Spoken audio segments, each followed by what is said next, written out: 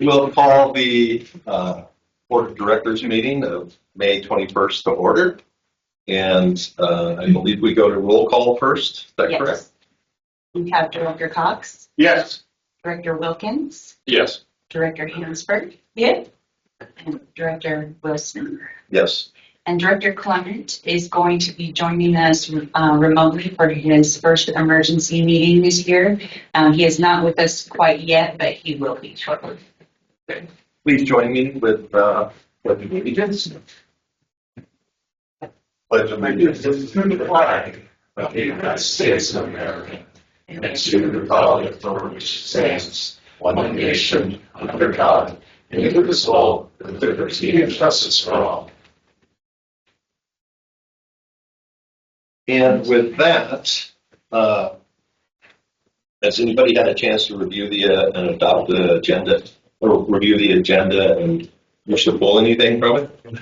I don't want to pull anything. I wanted to suggest that under item 1, that we select a new board president first, but then when we have the discussion about the vice president, that we do that at the same time as we discuss the appointment for the finance committee members. Okay. The other thing I'd suggest is that we wait for her Right. to join us before we select the vice president. Okay. Very good. I don't know, is that clear enough, Rochelle? Yes. We take action on the board president appointment, discuss the other 2 items in concurrence, but maybe kick them down the list a little bit. Sure. We can do that. Well, with that, let's go ahead and open item number 1, discuss and consider the appointment of the new president. I'd like to nominate Scott Wilson to be board president.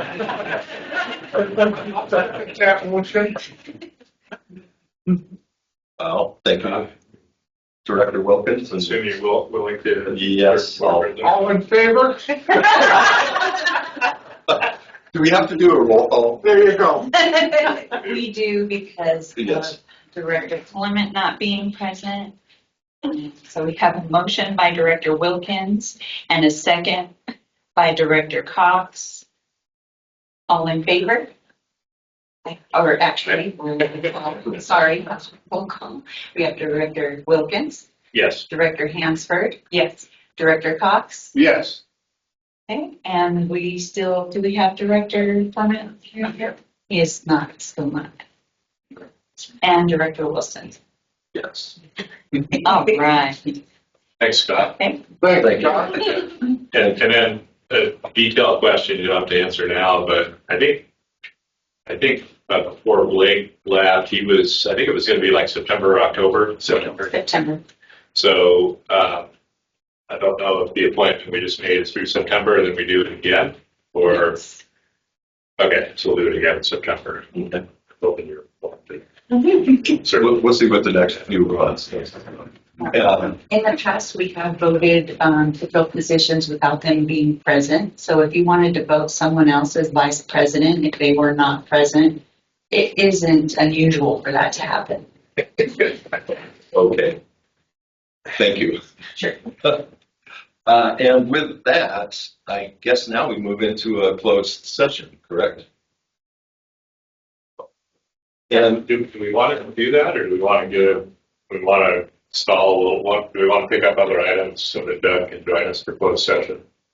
I'm sorry.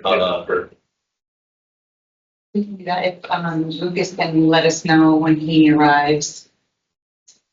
Yeah, I can. And we can skip the appointment of the interim manager until we have, so we can do those concurrent. Yeah, I just think we can get that first. Yeah. Good point. So, let's go ahead and move on to public comments.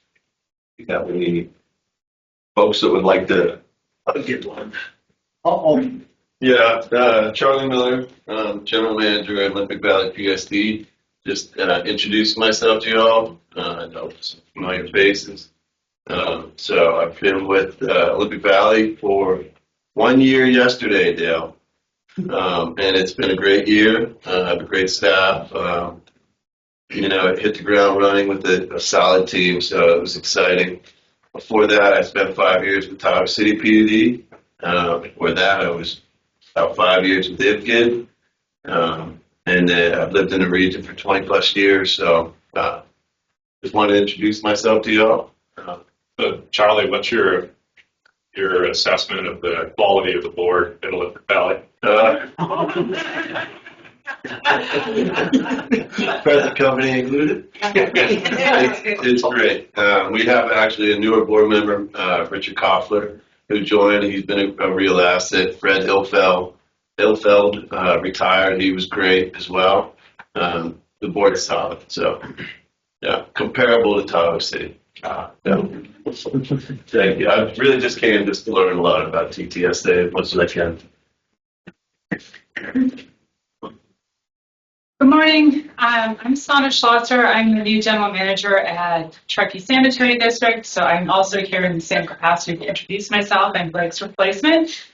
We're just down the street. I'm really glad to be there, and it's nice to see all of you. For those of you who I haven't met, I look forward to having conversations with you in the future. And please, I've lived in the area also over 20 years. I previously worked at the Truckee Downer Public Utility District. I've worked in private industry. Just really excited to be here. I'm really grateful to be at TSD. We have a great team. We're in a good position, and just happy to see all of you. So thank you. Thank you. Any questions? Do we have any additional public comment from the audience? Do we have any online that we know of? We did.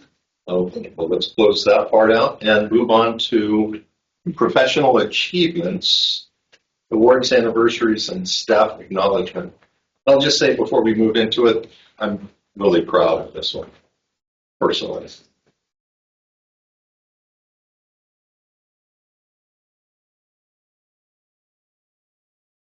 Good morning, President Wilson and directors. Vicki Wifrano, Human Resources Administrator. And I agree, I am really proud of this one also. It's not often, and in fact, ever since I've been at TTSA that I've been able to acknowledge a work anniversary of 30 years for Michael Peak, Operations Department Manager.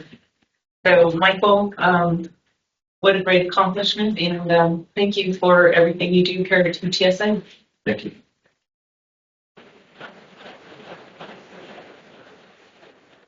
And Michael, I would just add the 3 years I've been on board here, your calm leadership, your knowledge is unbelievable to this organization, and you're a great value to us. So thank you for everything. Thank you. I appreciate that. Now we have move on to the. Oh, Bert's joined us. Okay. Hi, Bert. Can you hear us? I can hear you guys. You hear me? So now I guess we move back to the closed agenda. Is that correct? Back into the open session, and with that, we would like to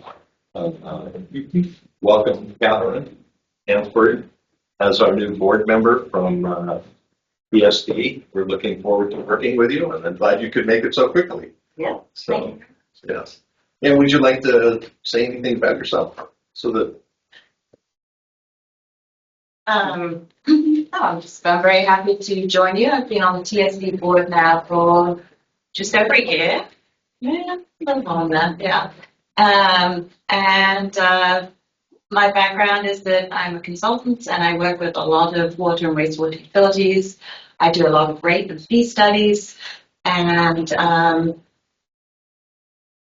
so I'm very familiar with a lot of the terminology, and I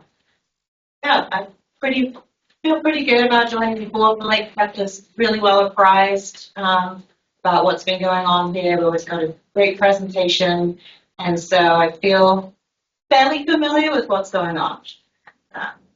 We're looking forward to working with them. Very good. Well, welcome, and we're looking forward to working with you. Okay. Pretty sure you are the first non-male member of this board ever.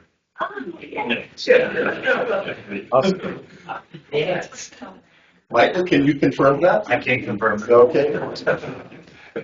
Sure. Now I guess we move into the consent agenda.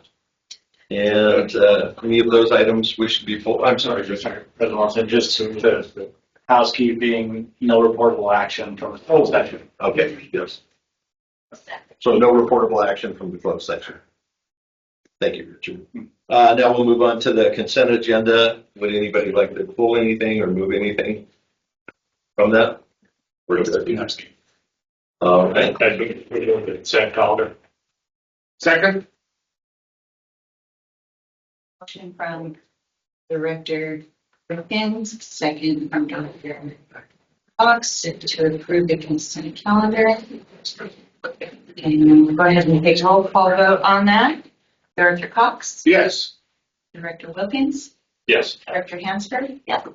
Director Clement? Yes. And Director Wilson? Yes. Motion approved.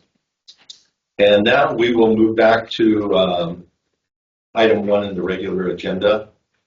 Discuss and consider appointment of the new president and vice president after TSD's replacement of its representative on the agency board of directors. The president has been taken care of, and now it's time to discuss. And the vice president. Yeah, so I suggested we combine the And the financial. discussion of the vice president and the finance committee representative, just to find out who has interest in what it affects. So, Bert, do you have interest in either being the board vice president or being on the finance committee, or both? I could do either, whatever the board would like to do. I'd like to understand better what vice president does and what committees they attend or don't attend.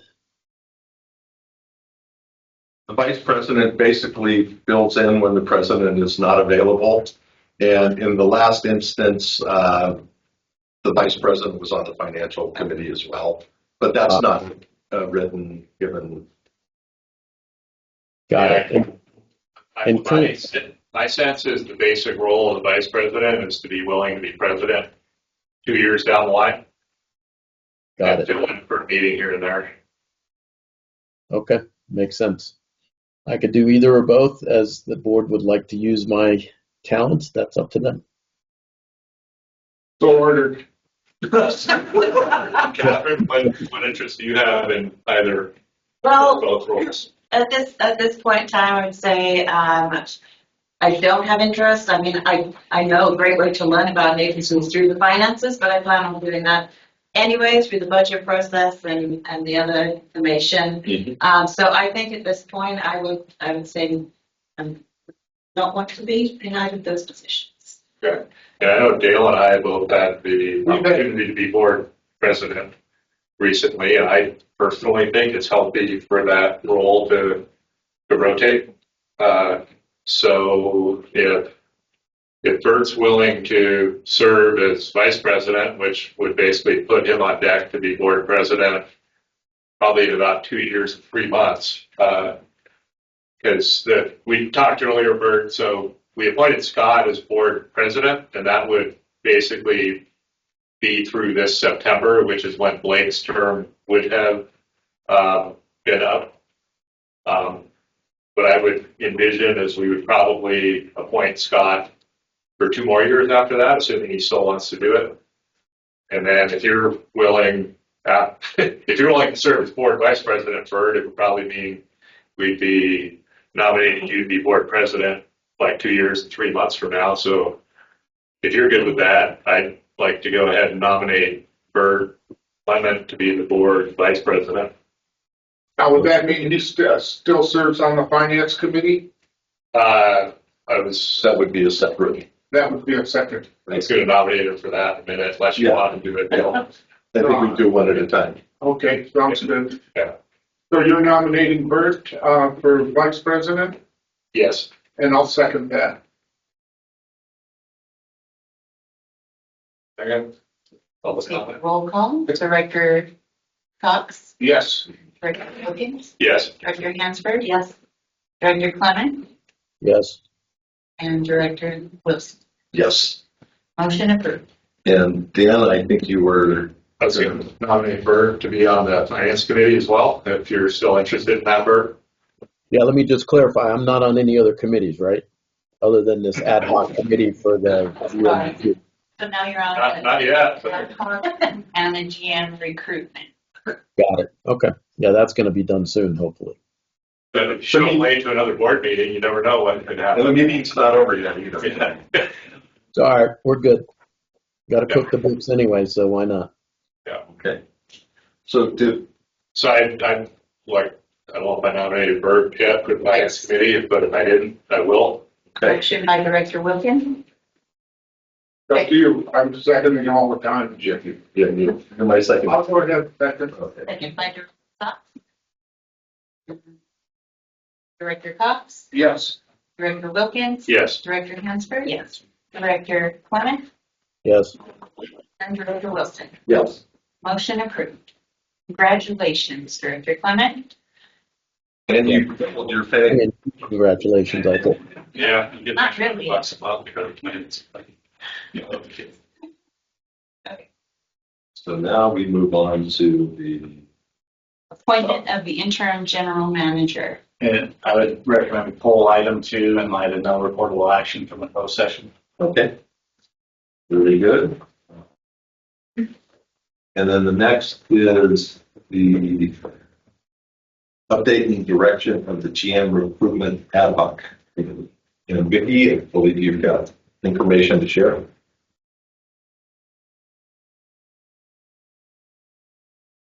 Good morning again, President Wilson and directors.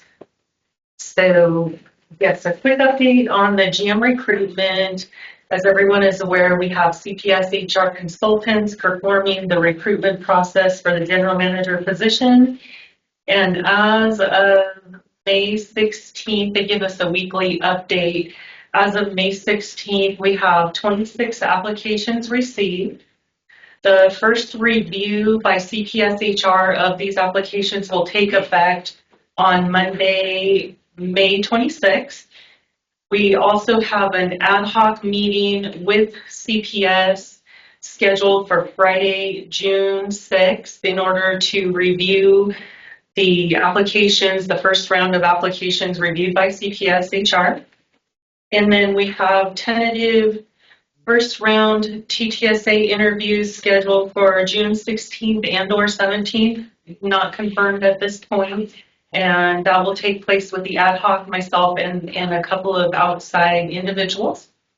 And then we have the whole board scheduled to do interviews on Wednesday, July 9th. And that will be a narrowed search based on the interviews performed by the ad hoc at that time. So any questions on any of that? The review that they were going to perform on May 26th, that's Memorial Day, that, are they going to? They were the ones that chose that date, Okay. yeah, and they said they were doing that. It's something they're doing on their own. They were going to look at the entirety of the applications received and I believe narrow them down for the ad hoc group, at which time we will meet on June 6th with them. Right. They did indicate that they would provide to us all of the applications. However, they would make recommendations on Okay. if we should move to the next process Right. in the interviews. And I would expect that we'll probably have some more applications come in. I would certainly think so. They have indicated to us that they're also reaching out to potential candidates to expand the applicant. So recruitment's open through June 1st. At this time, they're just doing a first round of application review on May 26th. So I would recommend to anyone Yeah. interested in applying that they do so prior to May 26th. It doesn't mean that someone that applies after is excluded. We didn't talk about closing the recruitment at that time. So- We don't have a close date on our There- recruitment. There, I thought it was June 1st. is it June 1st? I don't Even recall the flyer it. said June 1st. Okay, then June 1st. I just would want to make sure we're accepting it. It was just kind of weird that we're Doing that. that they're doing a first round of review before the recruitment period is closed. So It just say the filing deadline first review of applications May 26th on the website. So it closes May 26th. Okay. Okay. Good deal. And then is the ad hoc committee still thinking that your goal would be to advance 3 to 5 candidates to the full board? Yeah. That's kind of the target. Yeah. Great. So, yeah. Vicki, thank you very much for all the hard work you've done on that. You're welcome. So it's very much appreciated. Okay, let's move on to the approval of cost of living COLA salary schedule. I just stayed up here, but, okay, so, cost of living, as part of the recent resolution 3-2025 that was brought to the board last month, COLA adjustments were included in there, and they will be applied based on the California CPI, all urban consumers from February to February of each year. This year's CPI has been listed as 3.1%, and that is by the Department of Industrial Relations. And based on the formula that's included in Resolution 3-2025, the CPI is calculated up to 4% at 100%. So if approved, this 3.1% COLA will be effective July 13th, 2025. I have included an updated salary schedule in this item. It is possible this salary schedule could change, but only to include a minimum and a maximum salary and removing the steps. And that's based on a decision that or a question that I have requested of CalPERS and haven't heard the answer back. So wouldn't change as far as beginning and ending salary. It may remove the steps. I just wanted to state that for the record and for the board to know. And so management and staff recommend the approval of the COLA and salary schedule with an effective date of July 13th, 2025. Any questions? Yeah. I have a question. Can you clarify for me? I thought what we approved last month was lock, stock, and barrel what the pay increases were going to be that we're going to process over a 2-year period. Is this incremental to that? And I didn't understand that this was coming afterwards. That is correct, yes. So this is incremental. So what the board approved last time was the final results of the classification and compensation study. Right. And that did not include future COLA. So the future COLA is in addition to the class and comp results. Okay. I've never seen that before. I've always seen it. It's class and comp. You did the study. That's the new rate. And the COLA goes out the window because you adjusted everything to market. Am I missing something? I would say that though, Liz, may I have you speak on that? Is that okay? Try to ask you to do so.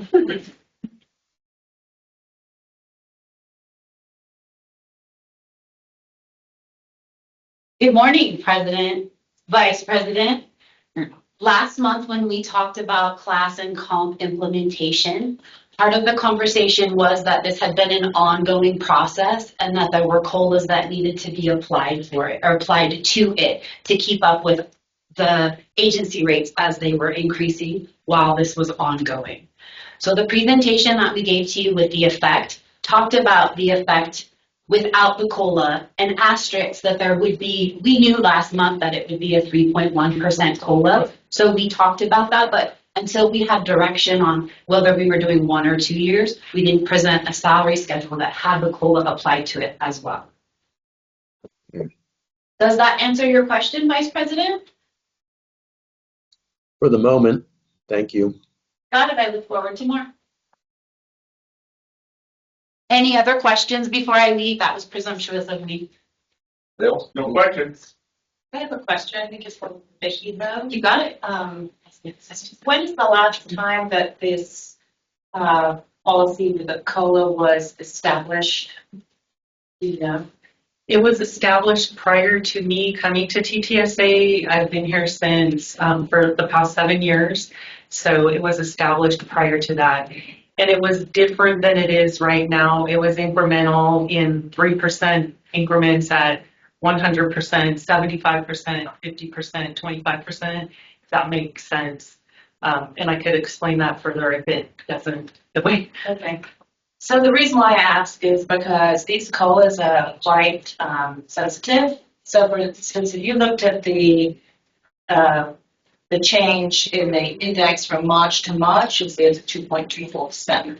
From February to February, it's 3.1%.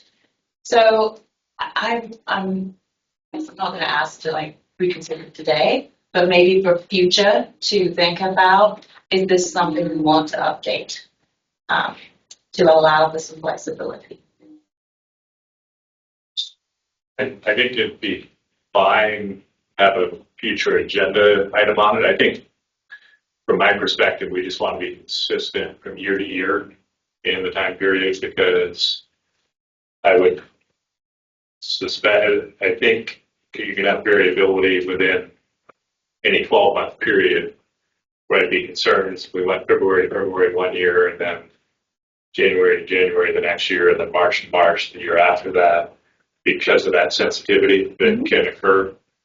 I think if we use the same 12-month window, it will tend to balance itself out over time. So if you had a high 12-month window 1 year, it might make a lower 12-month window the next year because of individual spiking that might be happening. It might. I think I would like to ask that we look at that.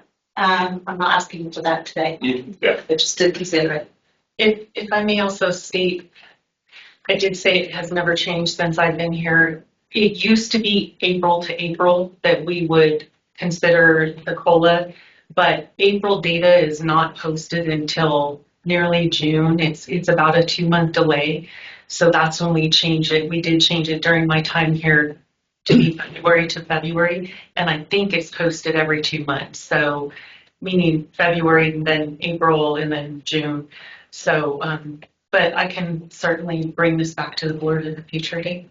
Yeah, so Catherine, am I hearing when we review the COLA, you're looking for flexibility for specific months?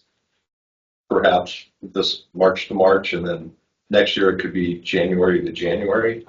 Potentially, or we could look at more than one index and look at, I'm just throwing things out here. I'm not saying for sure. I'm just, maybe you look at different indexes and you look at what's that average, or maybe, I'd like to see a little bit more discussion on it. Okay. Yeah.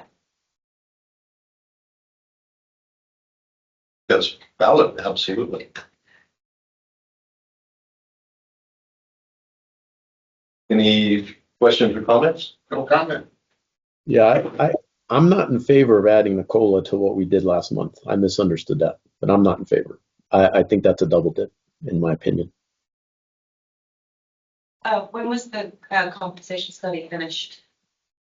We approved it at our last board meeting. Yeah. With the work and the comparison data, what time period was that from? We began it ran all of last year and began, I want to say late the year prior. So late 2023, and we finalized in April of 2025. I believe I have those dates correct. And with an implementation date of June 29th. So it actually hasn't been implemented quite yet, but it will be. Yeah, the organization-wide effect was about a 15, it varied by position, but it was about, when you kind of did a blended average across the organization, it was in a 15 to 16% increase in terms of the salary ranges was the net result. Yeah, I guess I'm just trying to get at, is that data that was used in the study, 12 months old now? That's what I'm asking. Yeah, I don't think it matters if it's 12 months old or not. The comps were a mess, so I'm not of the opinion that the dates matter. I think the comps were not the right comps. We talked about it last month. I didn't rock the boat, but I don't think we should add the COLA on top. To add context, but not detour what Vice President Clement just said, they were using FY23 wages for out the class and comp study when it began. Because of the ongoing nature of it, as we talked about it and numbers were presented, I used the FY24 COLA when we brought the numbers here because those were the actual wages we were using. And then as we looked through implementation, we anticipated adding this year's COLA to it as well, just for context.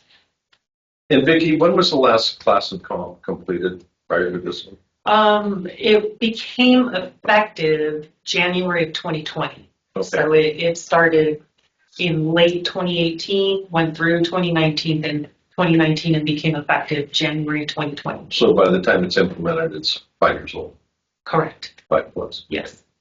And Bert, I'm hearing concern and that you thought that the COLA was included in the class and comp that we approved last month. Is that correct? That's correct.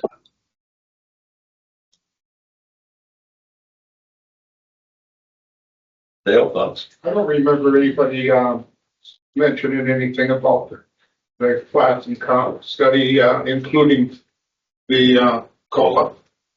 I don't remember it being part of the discussion. Yeah. I might have missed out on it, but I do believe, and sorry to ask the audience, but Dawn, you might know the specific date that the COLA was actually posted. Do you remember that date? It was April. I can go back. I do recall that you were looking. Anyway, what I want to say about this is that this data didn't come out, I believe, until after our last board meeting. It doesn't show on there. The second one for the performance. It doesn't show the actual date that the data became available. So the 3-1 was not available. Correct. It just posted to the Department of Industrial Relations website sometime in April, and it is my belief it was after the April board meeting. But I know that it was that date. She's going to correct that real quick. Dan, do you recall if COLA was discussed? I don't call it. I don't recall that it was discussed either. If it was, it wasn't top of mind for me. No. Yeah, same here. Yeah. Would it make sense to push this to the next meeting? April 10th. April 10th. April 10th. Okay. So this information became available April 10th. Okay. So I believe that was actually before the last board meeting, Okay. It was after the board packets were due. but after board package Yes. has been created. Board packets were created that week. So the data was, Okay. it was released that week. The effective date. This is an interesting scenario. Catherine, your thoughts? It's a little tricky for me because I wasn't at the last meeting. Yeah. I don't know what was said. I suppose just from a rational, my rational.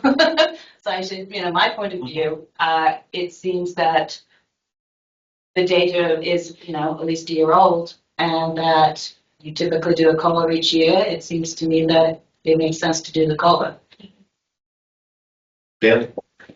I think from a straight data standpoint, I agree with Catherine. I also understand what Bert's saying, but there was a lot of stuff going on in the class and comp where we switched our comparable agencies to be a lot more Bay Area centric, which is higher wages. Yeah.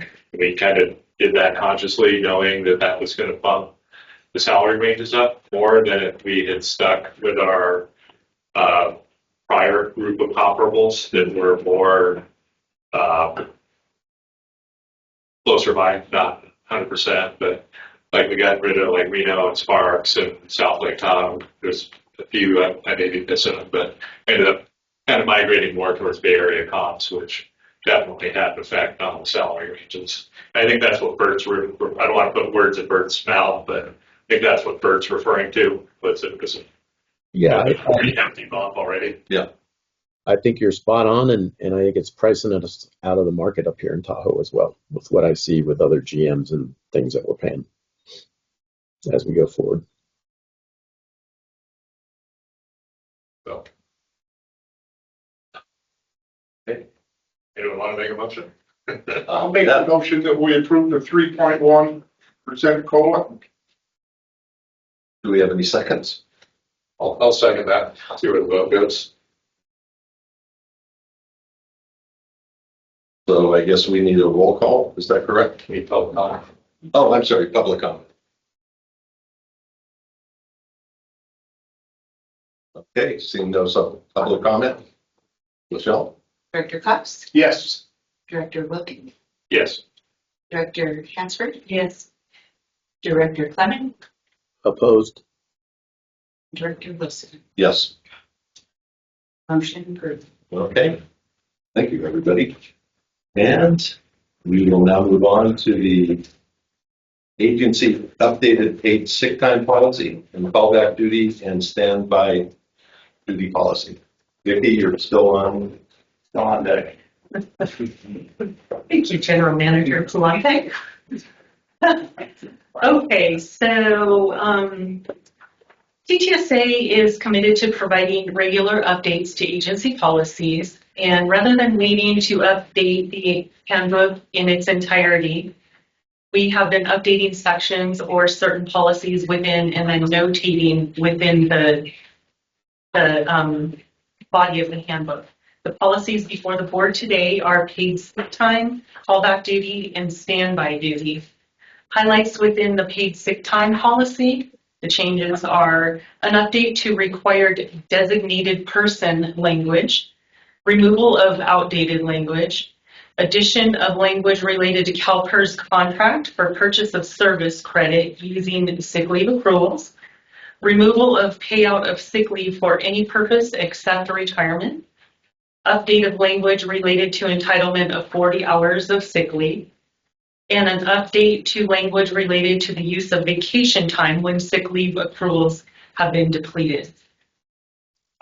Please note one update that's been made to this policy, or that I would ask that the board approve, is the addition of one sentence within the policy to state that employees who leave employment with the agency due to retirement will be paid for all accrued but unused paid sick time earned to the date of their retirement. This just clarifies a little bit more within the policy, as we have had a couple of employee questions related to that matter. And then highlights within the callback and standby policies are clarification of language related to extending a shift versus callback when one is used versus the other, and clarification of language related to travel time to and from the policy, or the facility, sorry. So management and staff recommend the approval of the paid sick time, callback duty, and standby duty policies with the one additional sentence within the paid sick time policy. And any questions on all of that? I have one comment. Okay. I would like to thank you, Bert, for asking for the red line version of that. I think it helped clarify tremendously. So thank you. Any questions for Vicki?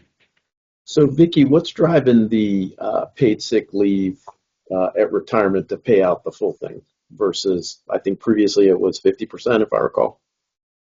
No, so the current policy states, the current policy is that anyone that retires from the agency receives 100% payout of any accrued paid sick time, and states that anyone that leaves the agency for any reason other than retirement is paid at 50% of sick leave. And we're not required to do that, so we ended up amending the language to remove that part of the policy. Okay, so it's strictly for retirement at this point, which would be consistent with the previous policy. Is that correct? That is correct, yes. Okay, thank you. You're welcome. I just have one curiosity question. I Okay. have a concern with what's written. Okay. Just curious, the maximum paid sick time carried over from year to year is 1,500 hours. Is that a typical amount?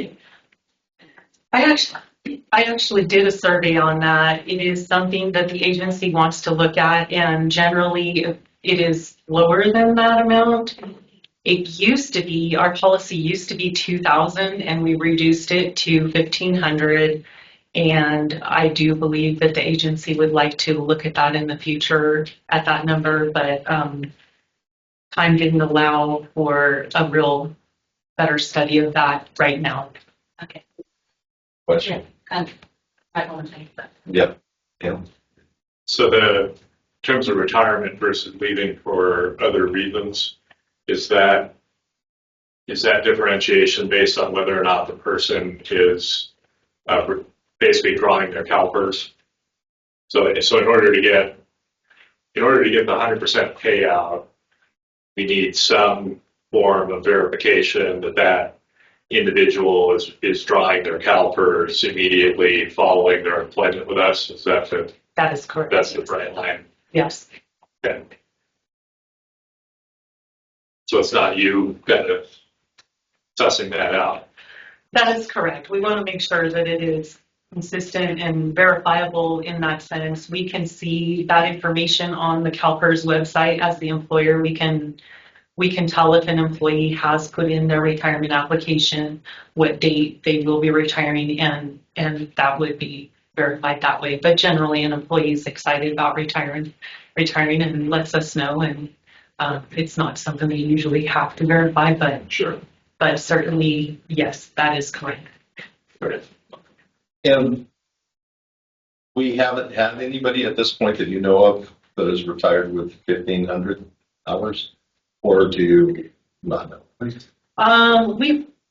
Since I've been here, in the 7 years I've been here, we have not had anybody retire with 700 hours. We have had, I can think of at least one employee that had, I'm thinking it was either 700 or 900 hours. He ended up buying CalPERS service credit with his, but that is not something an employee has to do. Okay. I am aware that there is at least one employee that does have at or close to 1,500 hours. When we reduced from the 2,000 to the 1,500, we did a one-time payout of sick time for that employee. That language was included in this policy right now, so we're updating that. When I say we're eliminating some outdated language, we're doing that. We're removing that right now. But there's one other employee that I believe is closer to the 1,500. I think maybe more like 1,100, something like that. But generally speaking, it takes a really long time to get to the 1,500 Yeah, that's approval. a number I can't even imagine. Yes. Further questions, comments? No, isn't. Just in summary, this is kind of a cleanup of what our current practice is. Correct. We're not materially changing what we've got going on. We're talking about, we might change that 1,500 hour cap in the future to something other than that. Okay. Correct. Yeah, generally speaking, it's a cleanup of language within the policy. Okay. Anyone ready for a motion? I would To move. approve? I'm sorry. I was going to say, I was going to move that we approve the updated sick time policy and callback duty and standby duty policy. Second. May I just clarify with the additional language With the that additional I asked about? Okay, Yes. thank you. Thank you, guys. Do we want to ask for public comment? Yes. Public comment? Or anything? Nope. Okay. Yes. Director Wilkins? Yeah. Director Hinsberg? Yeah. Director Clement? Yes. And Director Wilson? Yes. Motion carried. Thank you. Maybe just one follow-up comment to your, or to really the first request for the red line. For future items, when we're changing, whether it's personnel policy, whatever the policy may be, if we could get red line copies in our board package. in Absolutely. addition to a clean copy. Okay. Yeah. Good catch. And now we will move on to the approval of resolution number 6-2025, authorizing the general manager to negotiate a sale of real property to the Truckee Donner Public Utility District. Yeah, so bringing the resolution to the board for approval, as we've had numerous discussions on the popular surplusing land. Truckee Donner PD has expressed interest in about 20 acres. They provided a written letter of interest with their timing in mind, seeking the resolution so we can parallel the ad hoc committee's work on the guiding principles. I think the consistent message has been to work with other government agencies. This would allow us to start this ball rolling with TDPUD as they're faced with making decisions on their new location for their offices and corporate yards. And then I think we've also been pretty clear that we're not necessarily negotiating for land donation, right? We're talking about a fair market value transaction here. That is correct. With, what fair market value is remains to be determined. When? What's that? When? We're working with some appraisers right now. We need to do some appraisal work for our audit on our land holdings. So those appraisals will give us a rough idea of the value of the land. I think as the negotiation moves forward and we solidify where and how much, then a formal appraisal could be done as part of the negotiation before any sales brought to the board for approval. Okay, I need a little clarity on this. We're talking about a resolution to authorize the general manager to be able to sell 20 acres to the Truckee Donner PUD, correct? You're authorizing the general manager to talk to TTP. Okay, to negotiate. Yes. Okay, once again, Richard, when are we going to get a per acre value of our surplus property? Scott's currently working with appraisers trying to get someone on board to do that. So in the near future. Now, is this going to be a blanket appraisal, or is there going to be an appraisal as we get further into, further down Jorger Drive? Is the appraisals going to be the same, or is it going to be a blanket appraisal for all of our surplus property, or are we going to be able to have some discussion on location of the property? And it'll be based on the parcels as they currently stand. It probably depends, Dale. I think we as the board, so if we wanted to move forward with negotiation with Truckee Donner PUD for a possible land sale, and we decided to hire an appraiser to give us real estate value, we could either ask that appraiser to just focus on the 20 to 25 acres that PUD is interested in, or we could ask them to focus on that plus additional land if we want to do that. So I think it's up to us to decide how large of a work scope we want from that real estate appraiser. okay, because it would seem to me that different locations within our holdings would have different value. And to be able to negotiate land sales without knowing what the value is, it seems to me we're putting the cart before the horse. I'm not real clear about the direction we're headed with this right now, but maybe with further discussion I can get some clarity here. I think what we're looking for is to give the general manager the go-ahead to start working with searching for appraisals for that property. I guess the question, Dan, you made me think of is, if we're going to do appraisal on what would be that one piece of property, does it make sense to get an appraisal for what we've determined to be the surplus land as a whole? By parcel? Yeah. I think if, Sure. just to lay in, I mean, we need the per parcel for an audit right now. Right.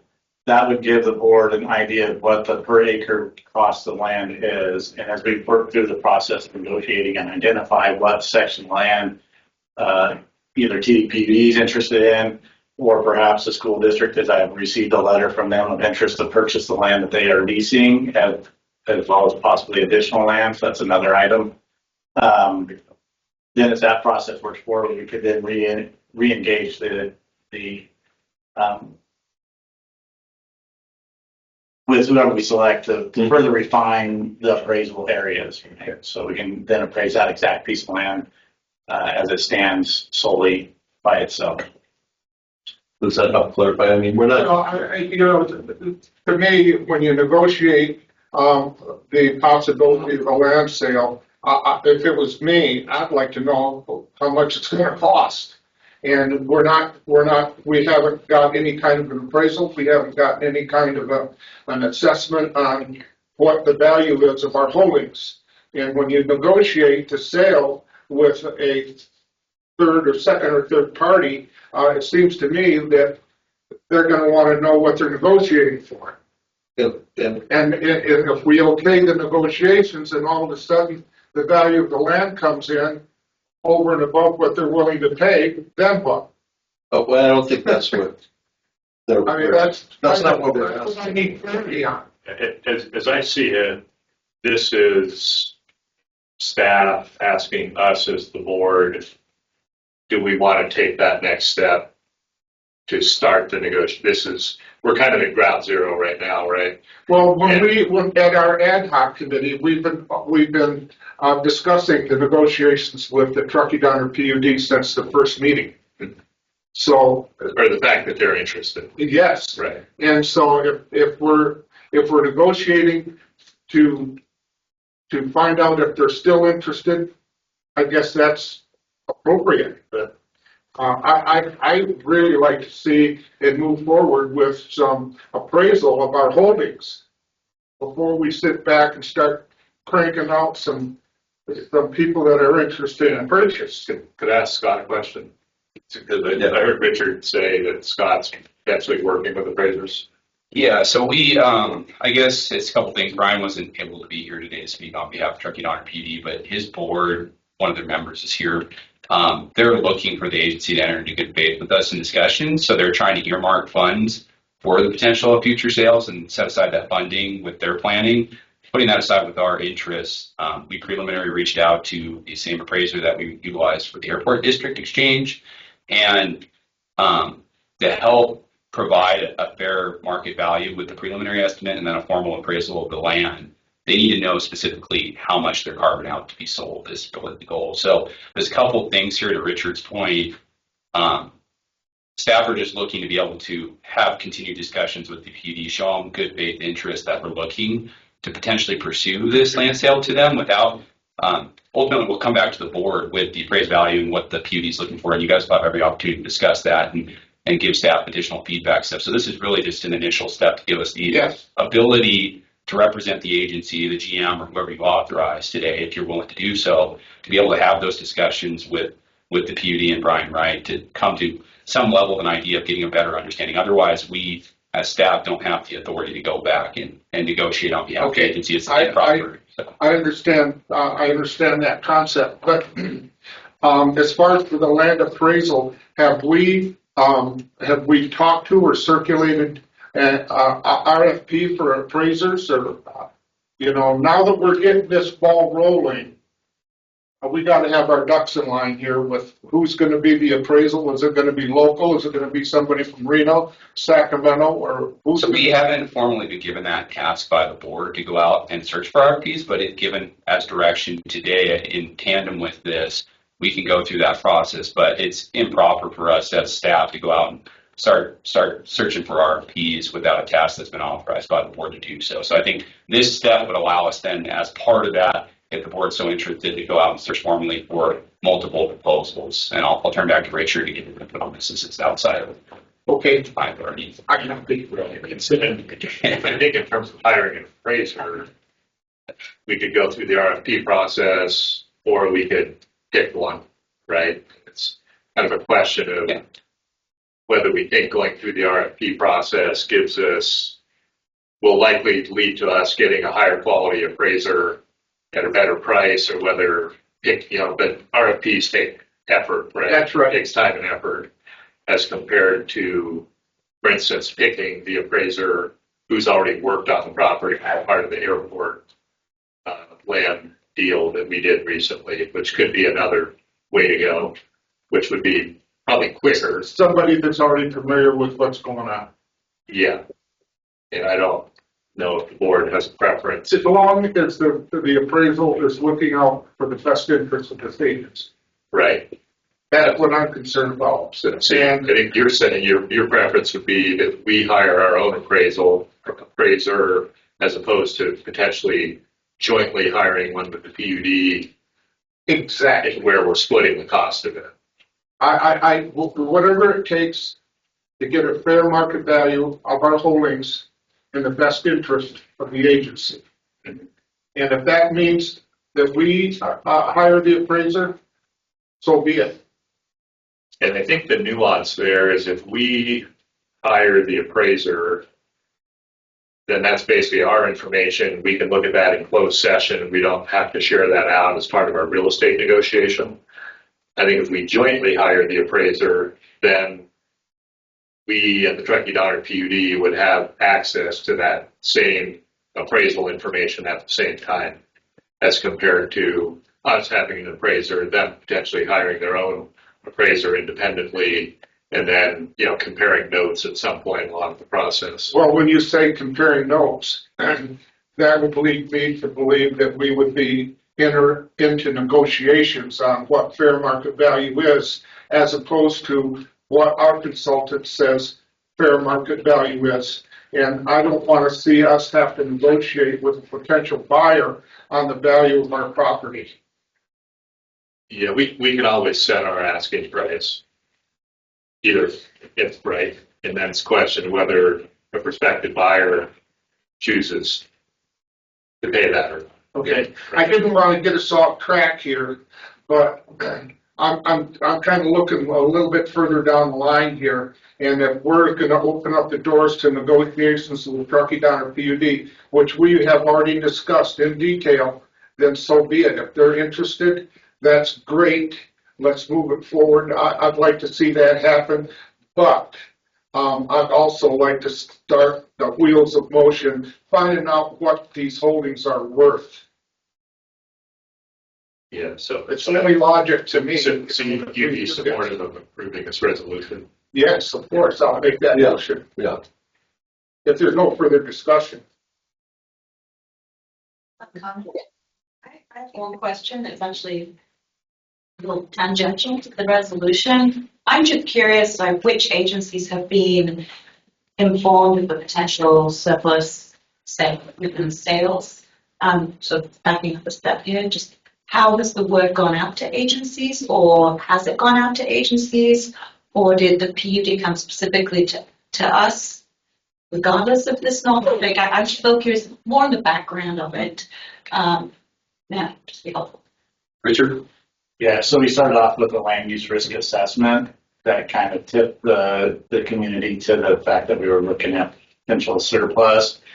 As a result of that, TDPUD approached us saying they would be an interested party. I have reached out specifically to the school district because they are currently lessee of land owned by the agency to see if they're interested in them. And additionally, we've sent out, as we work with the ad hoc on the guiding principles, those have been shared with all of the member districts as well. So that's what level of community outreach has been done on. But we know that the rec district's also aware of it because they've expressed that they have interest. I think the Truckee has expressed that they might have interest, but we haven't actively marketed the property. If that's the question. Yeah, that's what I was curious. Like, what was the avenue? How was the word being spread to other agencies? And just, yeah. And we also agreed to keep in contact with the agencies that we represent. So during their board meetings, we presented to them what the situation was to make sure that they were okay with what was going forward. And for me at NTPUD, they're not interested in the land because they've got enough land over there at this point. So it was individually one-on-one. And then also when word got out, and as it would, to Dan and Richard's point, a lot of people started asking questions and coming and saying, and the ad hoc committee did, I think, a very fine job of putting together the guidelines on it. So, yeah. Bert, any comments or? Nope. I'm good. Dale, I think you had mentioned something about a motion. Public Oh, public comment. I've got it ingrained in my brain. Public comment. Is this the next movie? Brian apologizes. He's not able to make this meeting right now, but since I'm here, I've got Jeff Bender. I'm Truckee Downer PUD board and really love the fact that you're all talking about this, and it's part of our master plan over there at the PUD. So I'm really looking forward to that continued working relationship. So thank you. So if we're done with public comment, I would make a motion that we approve resolution 6-2025. And then separate from the motion would request that at our June board meeting, we have a closed session agendized to discuss this, because I think, there's different ways we could move forward with the negotiations that I think would be worth talking about in closed session. Absolutely. There's other things that kind of concern me as a member of the ad hoc committee. I'll just leave it at that. We'll wait for that to be discussed in closed session. And I would also request staff to provide a map so that just visually we can see, we've got new members here, that we can see what those locations are. Basically, all of our land, yes, the piece we're talking about. Yeah. Okay, I'll second that, Dan. Roll call. Director Cox? Yes. Director Wilkins? Yes. Director Hansberg? Yes. Director Clement? Yes. And Director Wilson. Yes. Motion approved. Okay, and we will now move on to approval of the financial results for the month ending April 30th, 2025.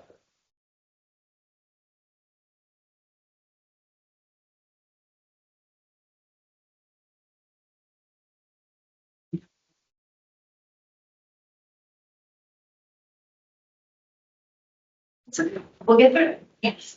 Good morning again. I'm here for my part of the agenda this morning. Liz Cook, your fearless CFO, for those of you that haven't seen my face and name together. Again, congratulations, President, Vice President. Welcome, new board member. This is normally where I would be showing a presentation. However, I was so focused on budget, I don't think I actually ever sent it to our board clerk to project for you all. So I'm going to save the suspense for our new board member for next month and quickly talk through the April results so that we can get to the next item for the budget. Will that work for everyone? I'll take silence as a group. Yep. So for the month of April, we're 83.3% of the fiscal year elapsed. For our Fund 10, our general fund, where most of our revenue comes in, our revenue was sitting at $20.1 million. It's 80%. So we're trending right along. When we look at projections in the next item, you'll see that I'm fully projecting to get all of those revenues. I will add at this point, our sewer service charges are based on an accrual. They are not cash received, therefore service is rendered. We will talk about cash though a little bit later in the presentation if I were showing it. For Fund 2, where we have our capital reserves, we are trending for revenue about $2.1 million from our connection charges. Again, on trend about 81% right now. I don't see any hiccups with that. From an expenditure standpoint, our general fund is about 75% expense, which is about $15 million. Trending right along, there are some one-time payments that we make later in the year that will help us catch up. I do anticipate us ending the fiscal year slightly under budget. We'll talk a little bit more about that. We have lots of slides to look at with those projections by category. For Fund 2 for capital, we've only spent about $1.15 million, only about 25%. We do have some encumbered funds, and we do have some projects that have been reallocated from a cash flow timing standpoint.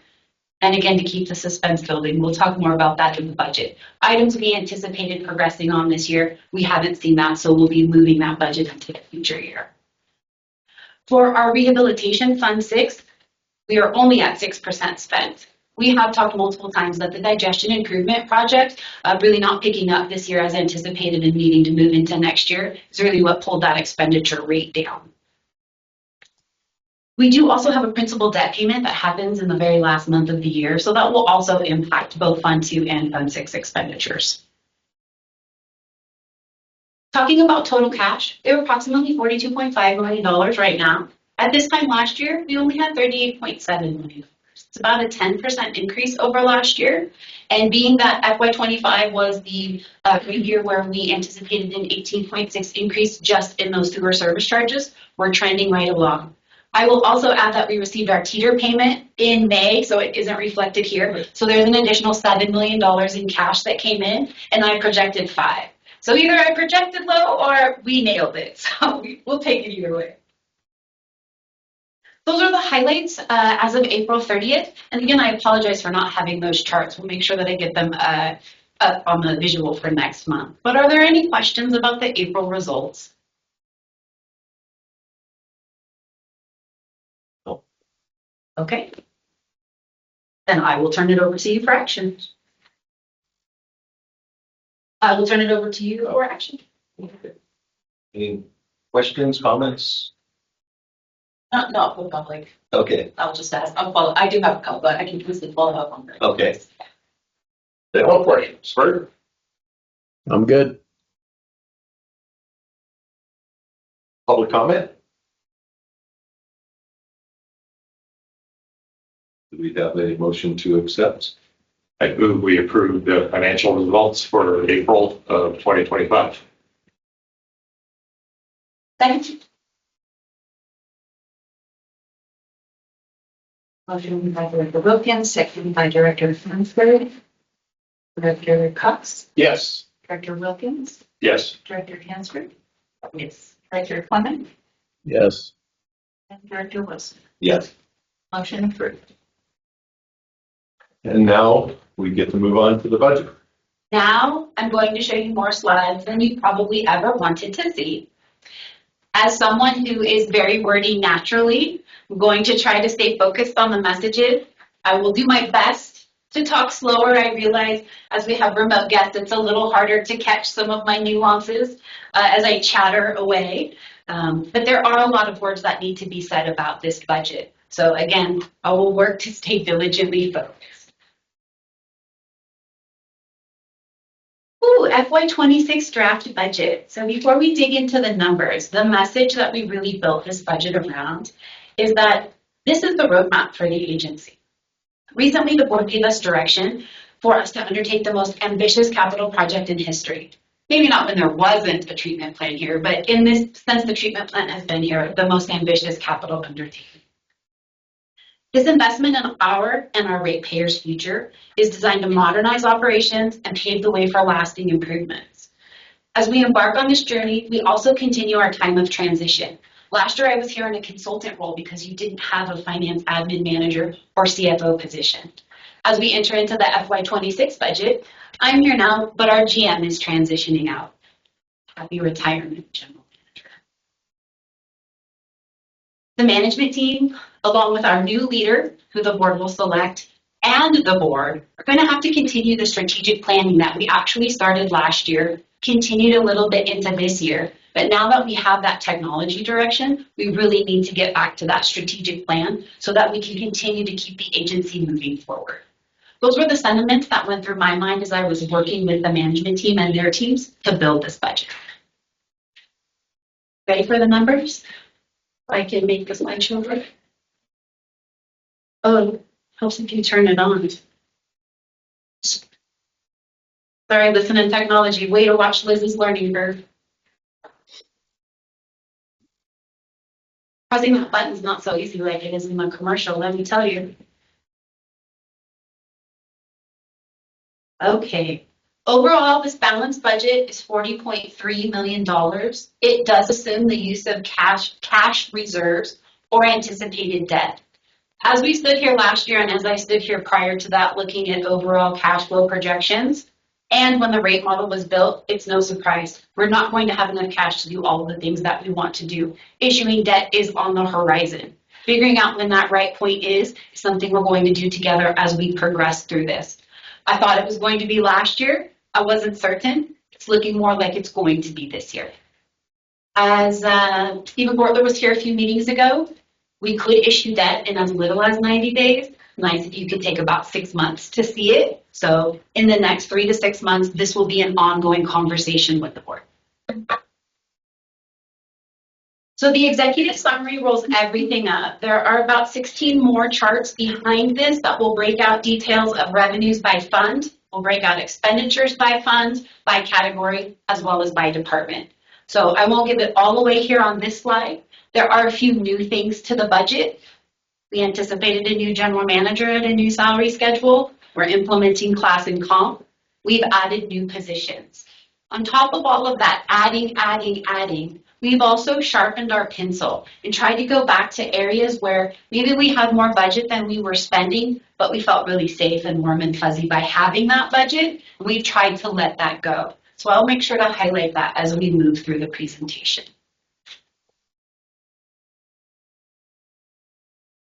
And these are the tables that will eventually become the budget book. And we'll be bringing this back in June before for approval with some more nuances to it. So as we venture into table 1, this is our agency total fund revenue. It breaks out all of our current budget, our projections, and this is where I say we're projecting to hit all of our targets. We've had a great year for fund interest. We are entering an uncertain time. So I tried to stay, I channeled my inner Blake, I will say it. He was in my head while I was doing it, trying to be a little more aggressive against my conservative nature with some of those fund interest budgets, but also balancing that with that uncertain time that we're entering into. So let's take a look at each fund. We go back to that. Yep. Under the wastewater capital reserve fund, Yes. the budget was 2,600, projected now is 24,500. And in 26, we're looking at 2,600 again? Yes. For this draft. Okay. I will comment on that when we get to that slide. There is an increase that's projected. I just didn't have the percent. When we talked about the connection charge increase last year, the board also authorized every year we would look at what the construction cost index is from the prior year. So entering into FY26, we would look at August 2023 to August 2024, giving the construction industry a chance to react to those increases. That is what still needs to be overlaid for 6 months into the budget. It didn't make it for this draft. Okay, thank you. Hey, Liz, just another question. Sure. More of a nomenclature thing, but, you know, for revenue, you know, describing the general fund as revenue is pretty straightforward. Mm-hmm. But, you know, wastewater capital reserve fund, really what those are admin fees, right? Yes. I think that would be more, and I know that the connection fees go into that fund, but I think that would be more descriptive. And then replacement, rehab, and upgrade fund, is that general fund that's being designated to that reserve? Yes.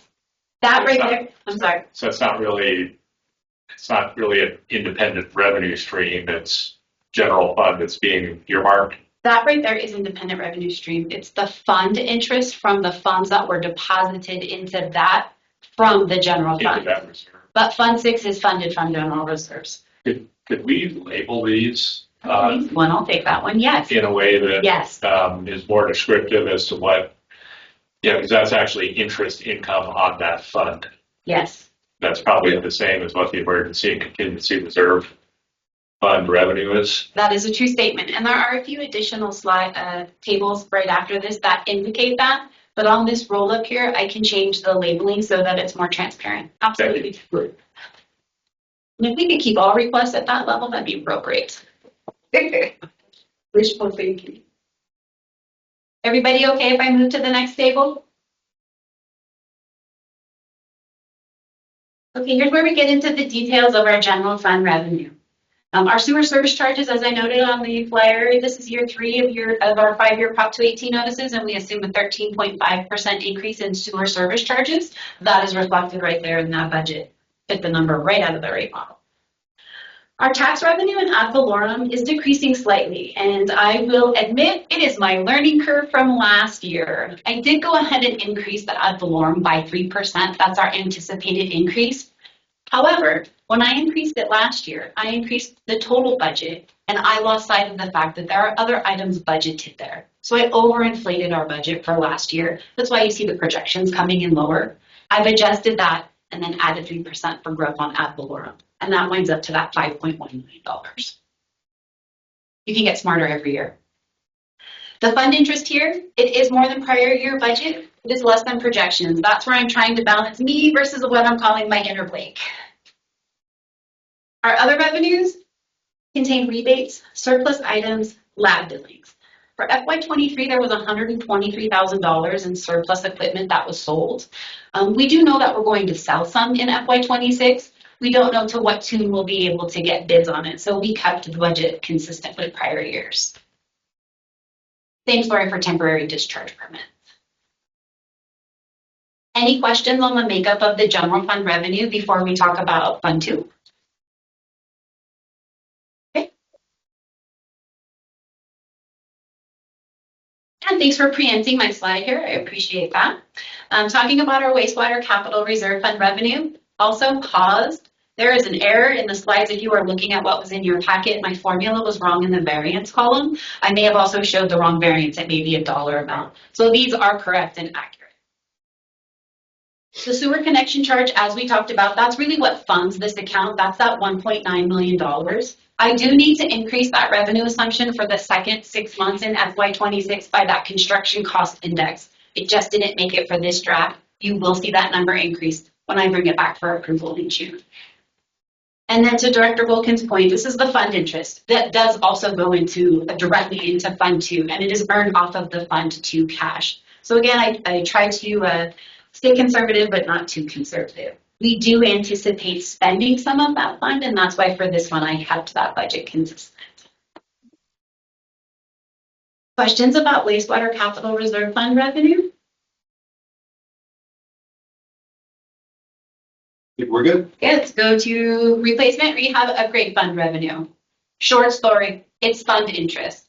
And again, to tag on to what we've talked about before, this fund is funded through the general fund. When I come back next month for approval, I'll have cash projections, and we'll talk about what will be left over in Funds 10 for this year to go into and how we will fund the prioritized projects for Fund 6.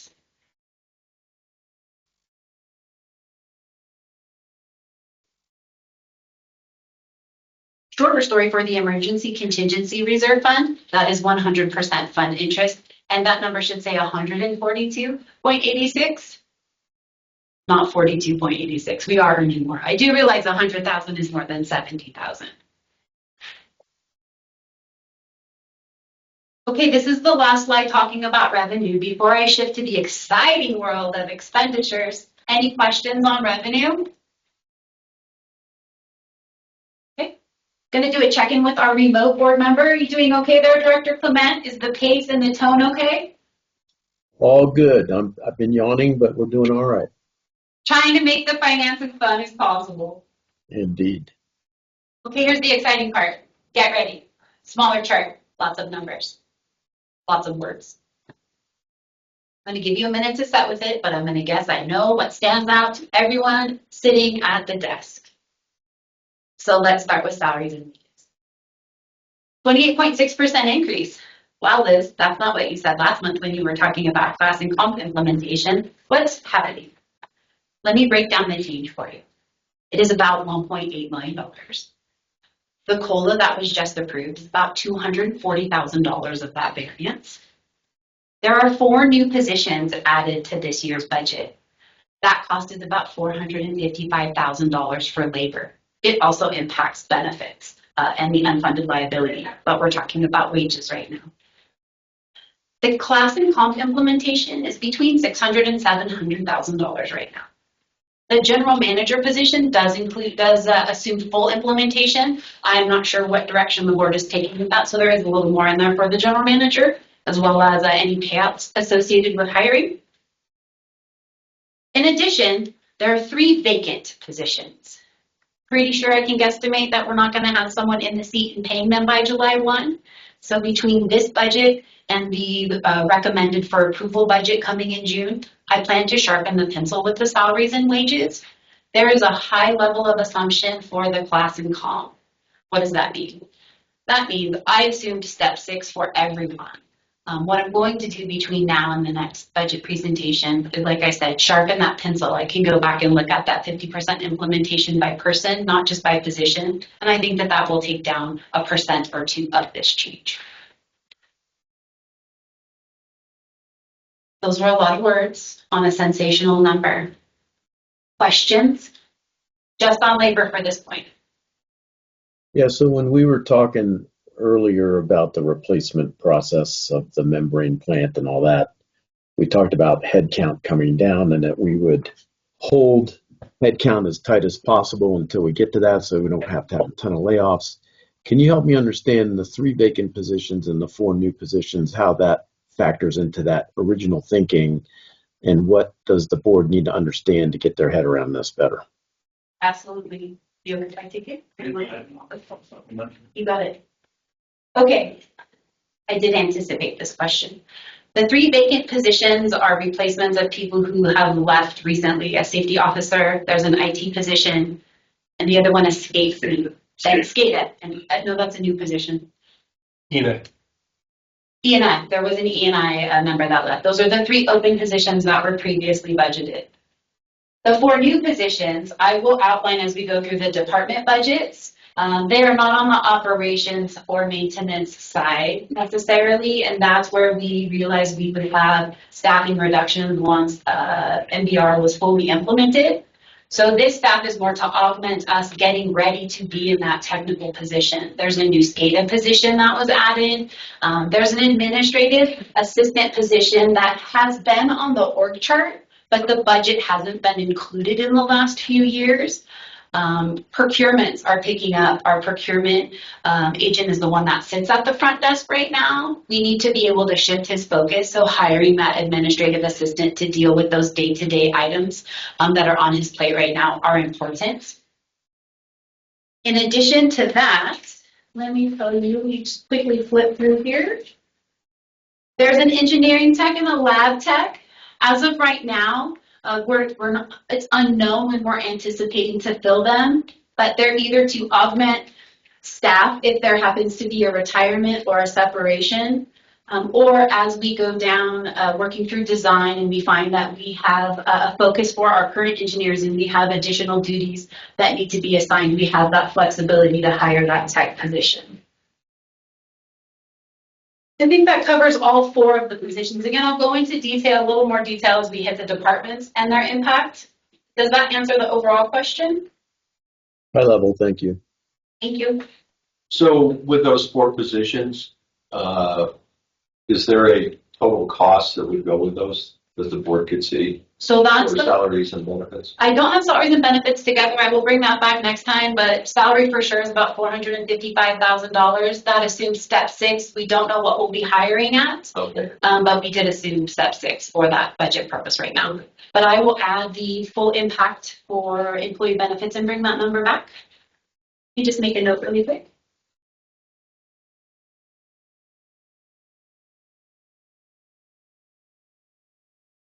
Other questions or additional information that's needed for salaries?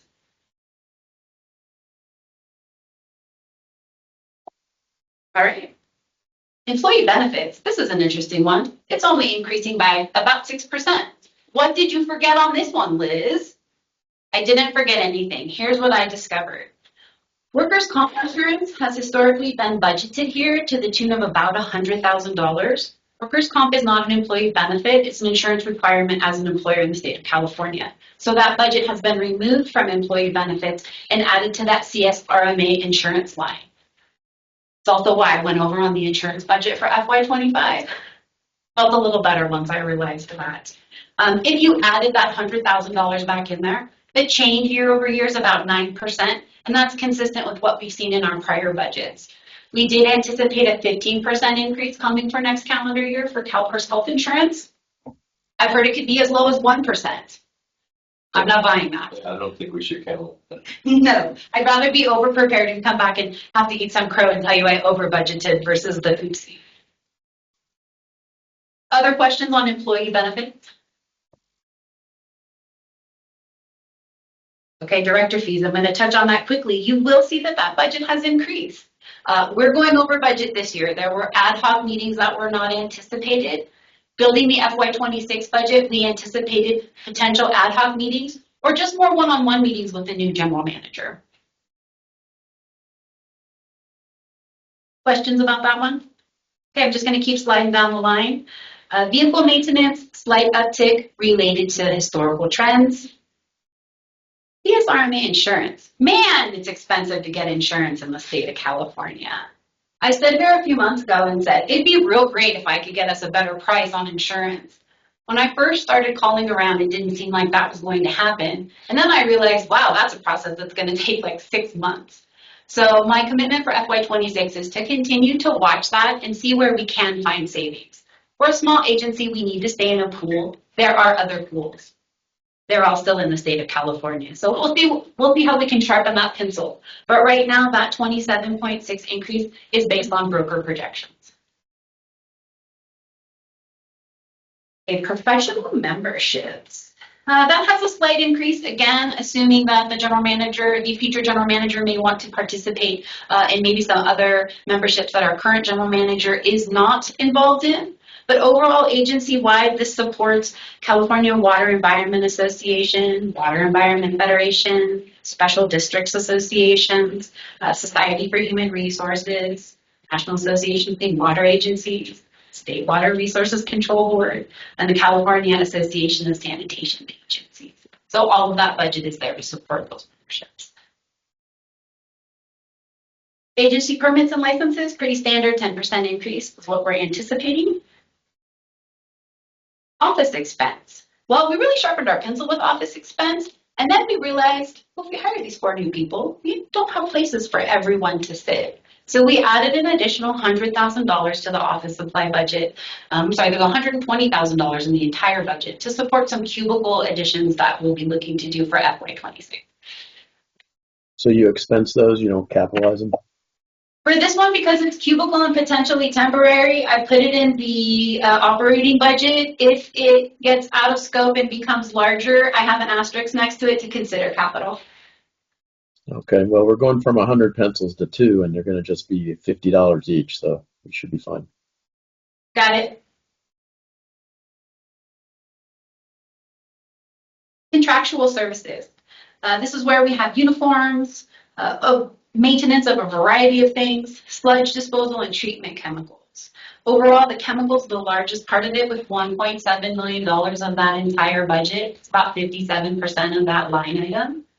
There was a slight reduction over prior year. Really, it's a change of the mix of chemicals offset with the increase in the chemicals that we're using more now. So, love to say that we were able to cut it, but just keep increasing the prices. But they did work to balance that.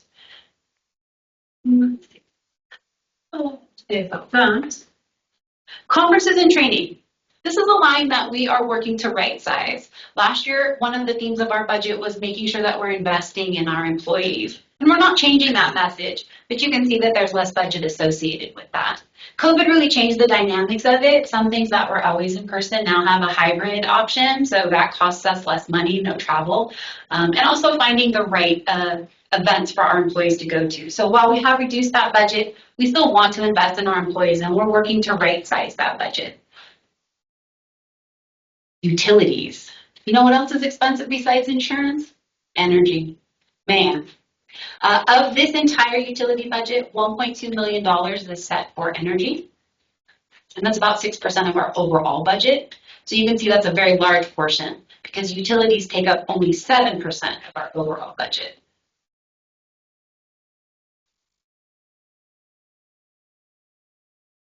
Let me see what else I have to say. Oh, I'd like to back up for a minute. I skipped over professional services. Professional services have been decreased for a couple of reasons. One, I'm now an employee and I am not a consultant any longer. We did anticipate using rate modeling and financial modeling, Stephen Gortler and Sean Korn, who have been here before, to anticipate getting our rate model ready for MBR world.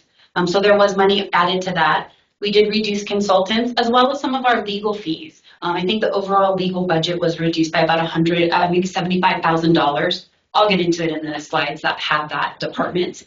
But that was the overall decrease for professional services. The last line item, supplies, repairs, and maintenance, is a budget that we have taken a look at and again, worked to reduce in the areas that we can. But this is our just in case. These are planning for things, taking a look at 3-year averages, taking a look at what didn't break in the last 3 years that's more likely to break now because we hadn't had to pay for it in the past. And you'll really see the effects of that when we talk about the maintenance budget. From a category impact look, are there any questions before we dig into the by department, by category look? I got a question, Lizzie. You got it. Is Carrillo in contractual services or professional services? For which Consultants are Carrillo. I'm looking at Scott and deferring to him. Do you have something specific for Carollo? It depends specifically on the specific tasks. So we have general engineering services they provide us, and then secondarily for project-specific tasks, their fees go towards those projects. So as it pertained to the nutrient removal alternative process evaluation, their bill towards that was put in an associated project task. And likewise, moving forward, that will be the case where engineering consultant services will be billed on those respective projects that are allocated with the funds. So you might not see all the general engineering services funds or pertaining specifically in this table, but in some of the other tables she's going to provide you with. They're kind of buried in there, in a sense. Also, if you're referring to design efforts for the NBR, yes, that is still to be RFP'd and the winner selected. There's $5 million in capital for that design. It's not earmarked for a vendor yet because the vendor has not been selected. But yes, we got that budget in there. We'll talk about it in a few more slides. Good, thank you. Welcome.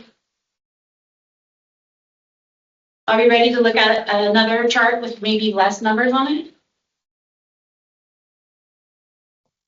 Okay. General fund expenditure summary by department.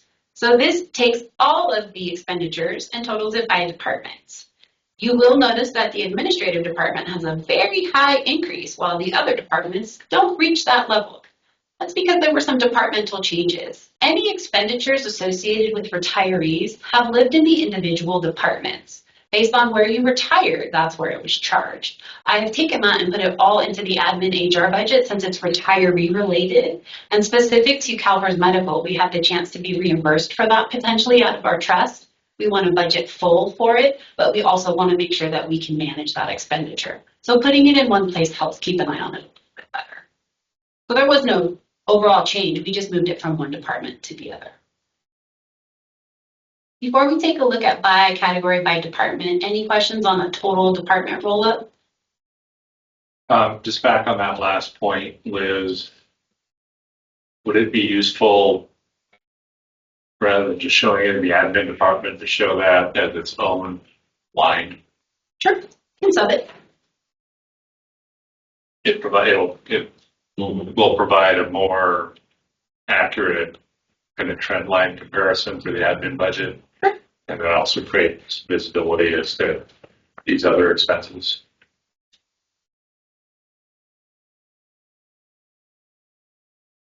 You got it.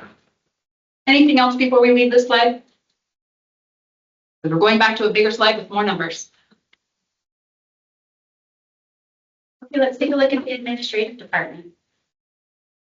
The administrative department is made up of general management, human resources, finance and accounting, customer service, and safety. There are a total of 11 full-time equivalents. Full-time equivalents are how we put a budget. It's math number in a budget. I realize we have employees and they are people. When we're talking in terms of budget, it's numbers, so we're referring to them as FTEs. There is one new position, as I noted, it's the administrative assistant. So that's a portion of the increase in salaries and wages.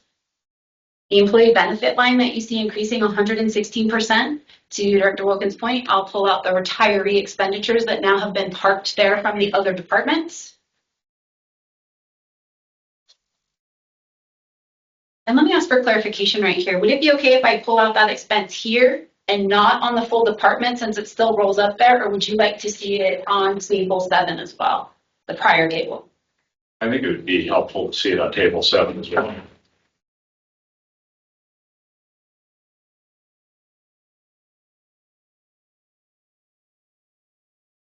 Okay. All right, so we touched on employee benefits. Director fees, we talked, there's an additional assumption of more meetings with a new general manager or potentially more ad hocs. Professional memberships increased based on anticipation of a new general manager maybe wanting to participate in other professional membership areas. Office expenditures is where you can see we try to right size with budget, really take a look at what we need, what we don't need. Contractual services increase right here because last year we did a mailer and now it's an annual mailer and now it needs to be in the budget. It was not in the budget last year. So about $20,000 to $30,000 has been added for that annual mailer. How do you come up with the utilities number? So this utility here is an allocation of 10%. Most of the utilities either live in operations or IT. The phone lives in IT. We'll talk about that in a few more slides. But admin holds 10% of the utility bills, and that's why it's parked there, or the utility expense, and that's why it's allocated there. The only other item to note for supplies, repair, and maintenance, that's really driven by safety. So just taking a look at what we need. So overall, it takes the total expenditure budget an increase of almost 32%, again, with that real high outlier being the benefits driver. Questions about the specific administrative department budget? Done silence, I'll take it again. And I appreciate the FTE number there. Thank you for that. You're welcome. It was a good suggestion. Came out of finance committee. Taking a look at the next table, this is the operations department. No new employees, it's still supporting 17 full-time equivalents. Again, the increase in wages we've already discussed, the decrease in benefits we've discussed. Professional memberships, it seems like a sensational percentage. It's about $1,500, again, right sizing it. Agency permits increased by 10%, that's assumed. No increase to office expenditures. That contractual services change. So the two changes there, we talked about chemicals already, but our hauling contract, which had been ongoing pretty much forever, had expired and we're renegotiating it and we anticipate a 30% increase. So that is also parked there.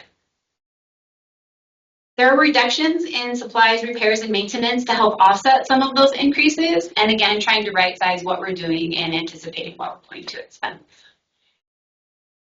Questions about the operations department budget?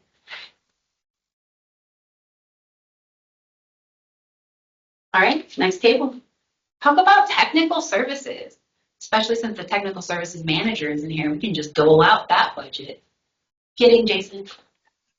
This department has had a change to it. It now has a total of 11 full-time equivalents. There are 2 new positions added, and the IT department, the IT, easy for me to say, the IT department now rolls up here. It had previously been in maintenance, but beginning FY26, it will be added to here. Engineering, lab, and IT are what's housed under technical services. We've talked about labor, we've talked about benefits. Let's take it down to agents. No, let's take it down to office expenditures. I talked about those cubicles. You're welcome, that's where I put it, was the engineering budget. The contractual services budget, that's a sensational increase. It's the digital scanning project that you all approved a few months ago. That's the budget for it so that we can take care of it and get it done in FY26. Professional services, that's a pretty big decrease. We talked about engineering services. One of the things that we tried to do was, if we've had budget in the past for things that we thought we may do, but we don't have a defined scope of work for that for FY26, we pulled the budget back out. Keep that in your mind because I'm going to introduce a new concept when we get to the end of this. But that's really what that is. There was no scope of work for specific engineering services, so that was reduced from the overall budget.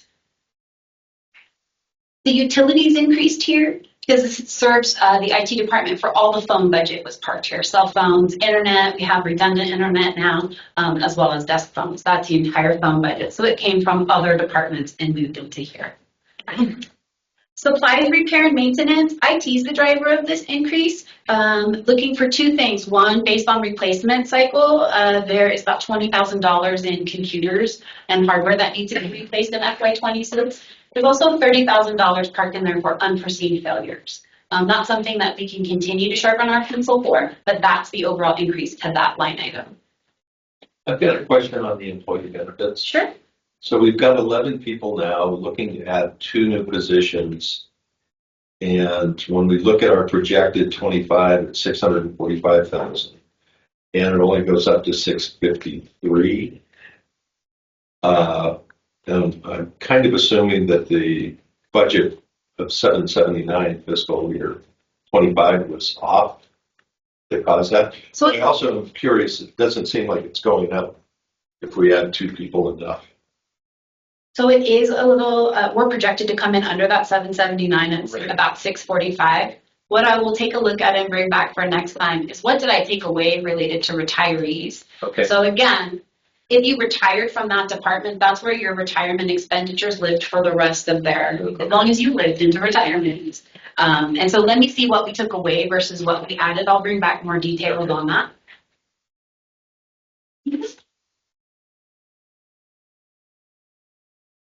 Do you want to see that for all the departments or just this one specific? I'd like to see it for all the departments. Yeah, please. Sure, I'll kick myself for that later.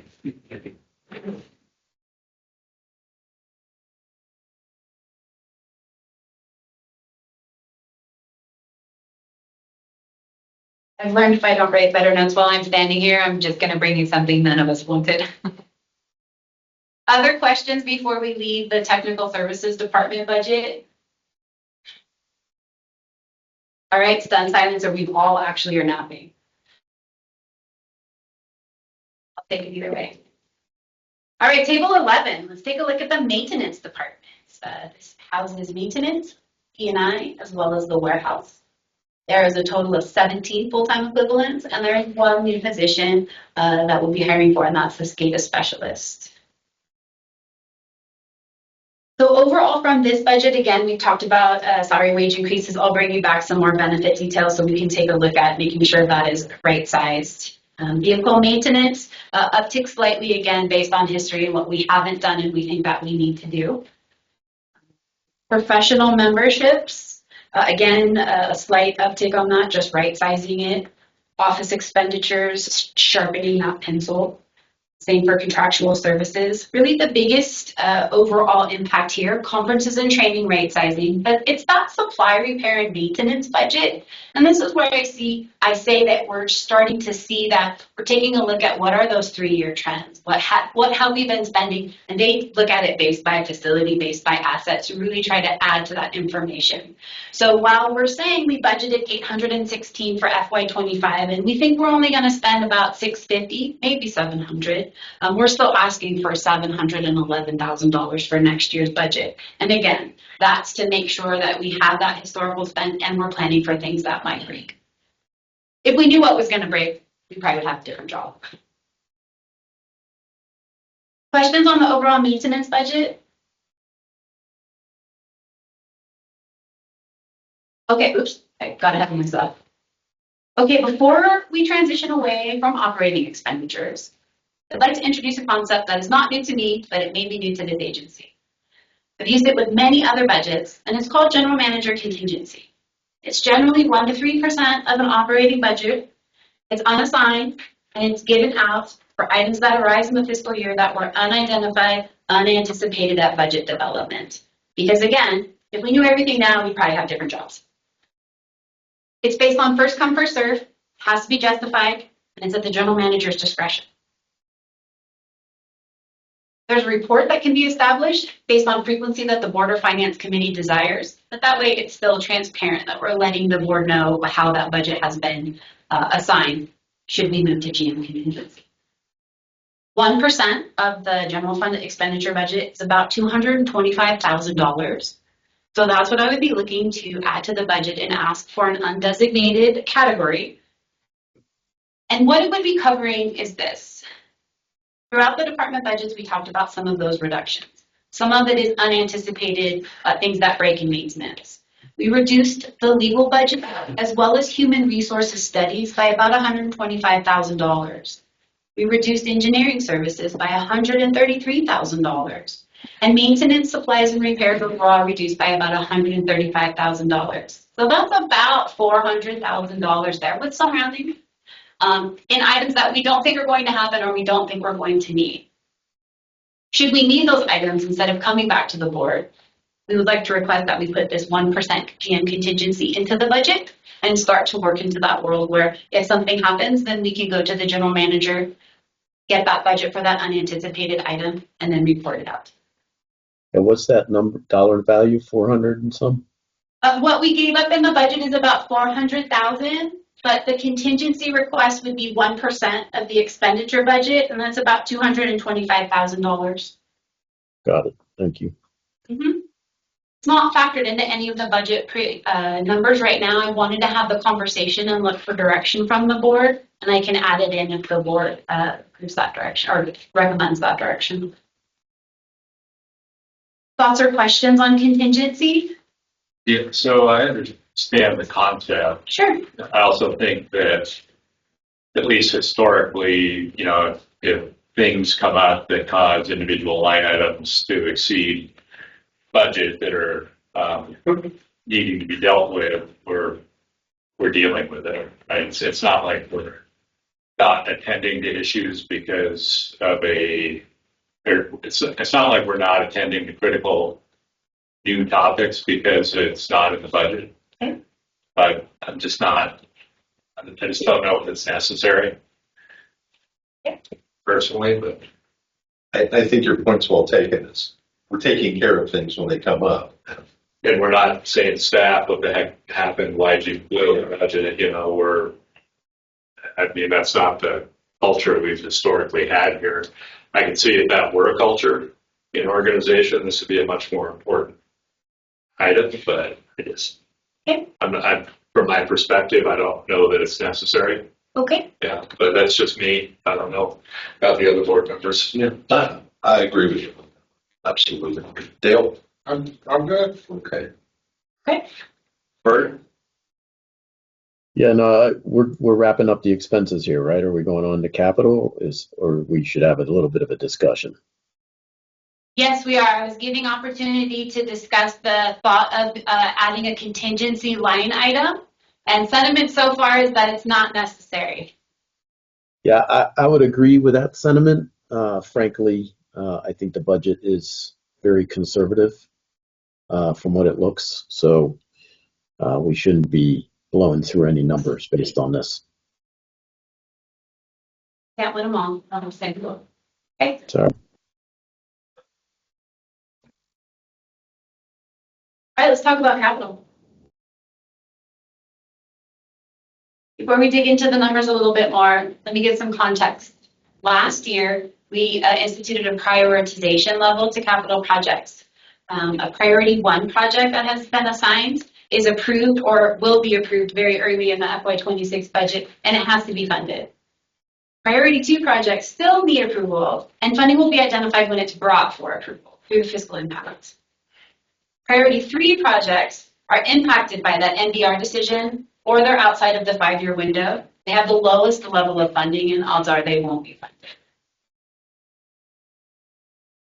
I do want to say that as we venture into this next few years of capital expenditures, it's an ongoing effort, right? We prioritized last year, and that really helped categories. It helped herd the cats, so to speak, as I like to say. Work still needs to happen, though. We need to work to redefine some of the priority 3 projects that are impacted.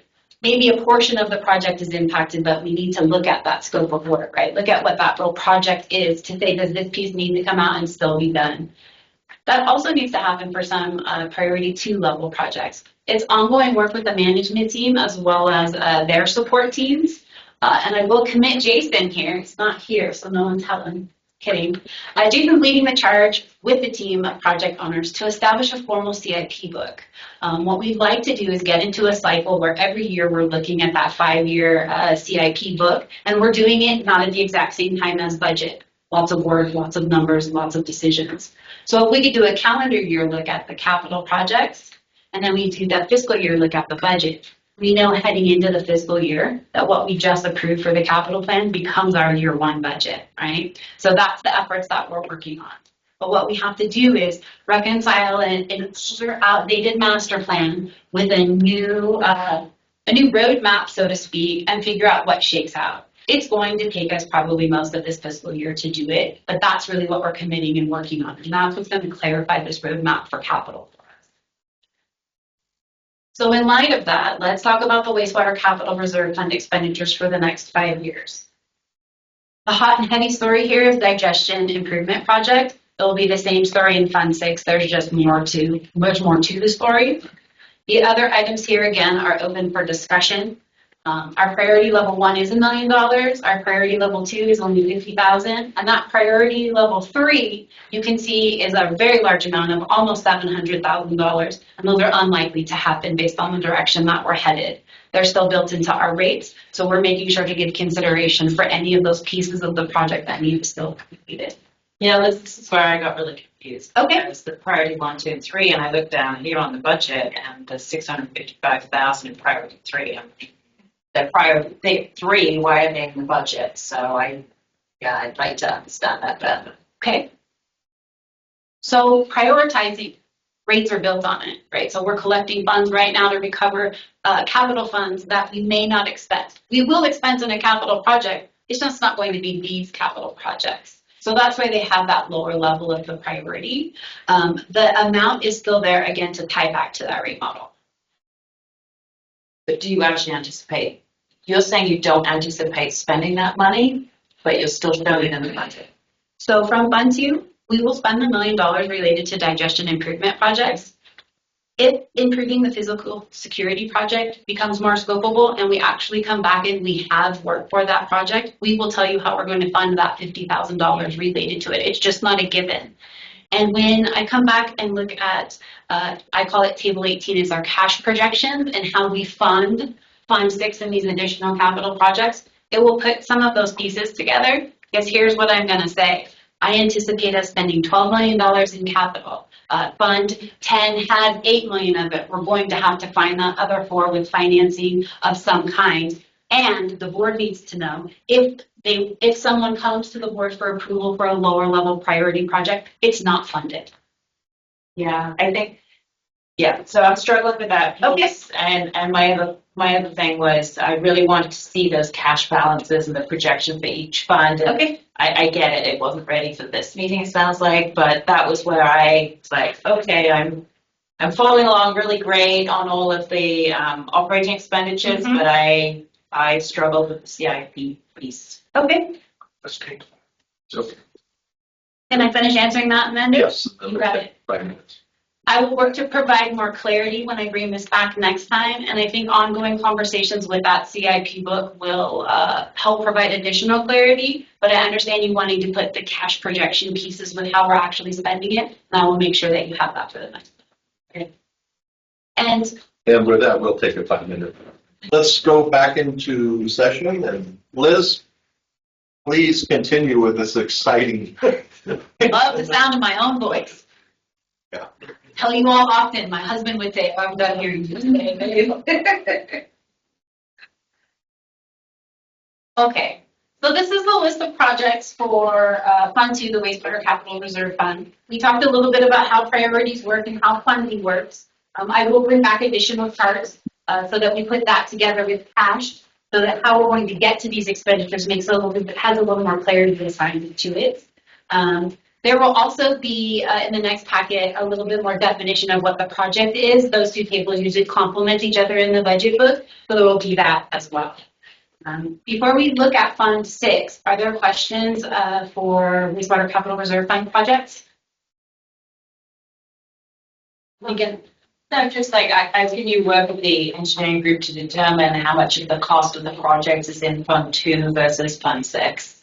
That's an ongoing conversation. So there was a legal opinion that was that predates me, where about 1/3, 2/3. And so that's something that I would like to revisit. And the finance committee's had part of that conversation in looking at the reserve policy to see how we can navigate through that with the laws. But yes, that's up to accounting in conjunction with the engineers to determine what's growth and what isn't, because that's really how that gets allocated.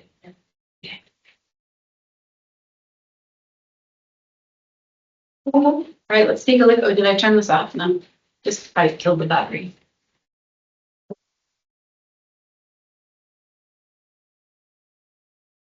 I'm sorry. Is it you? Maybe the battery no.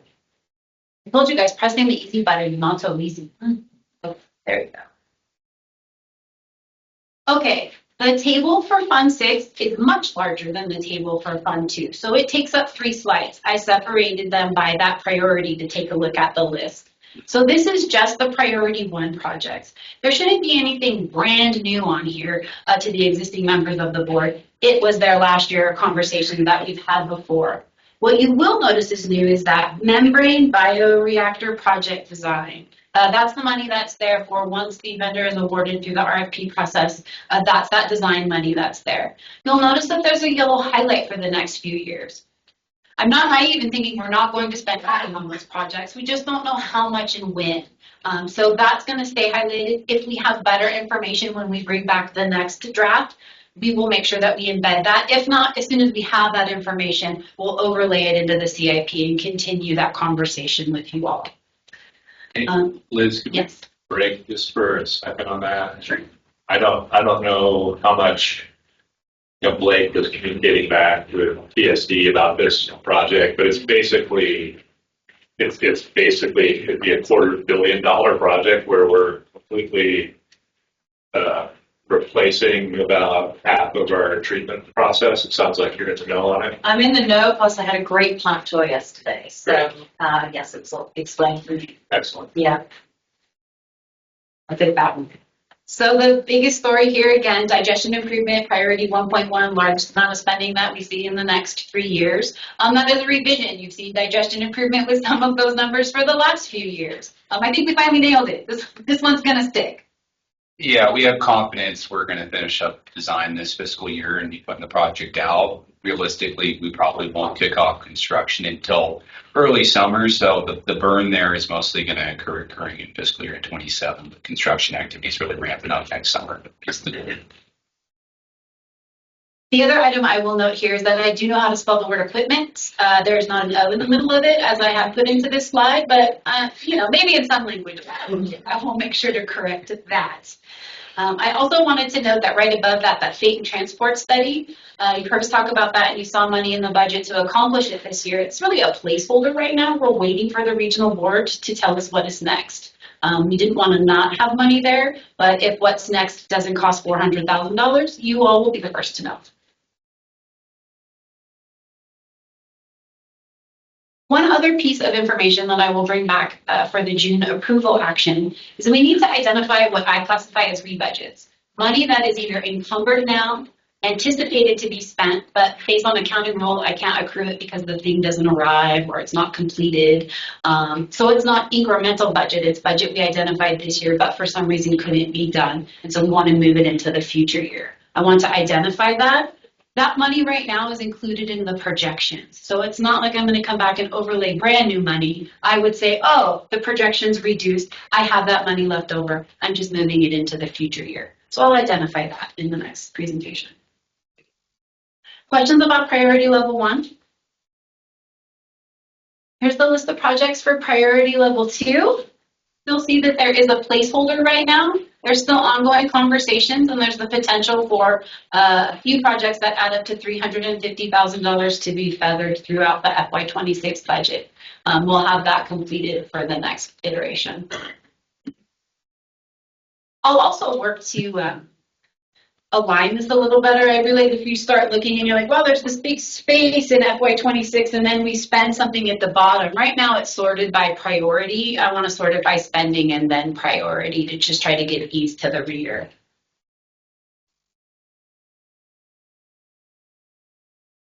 questions on priority 2 project list?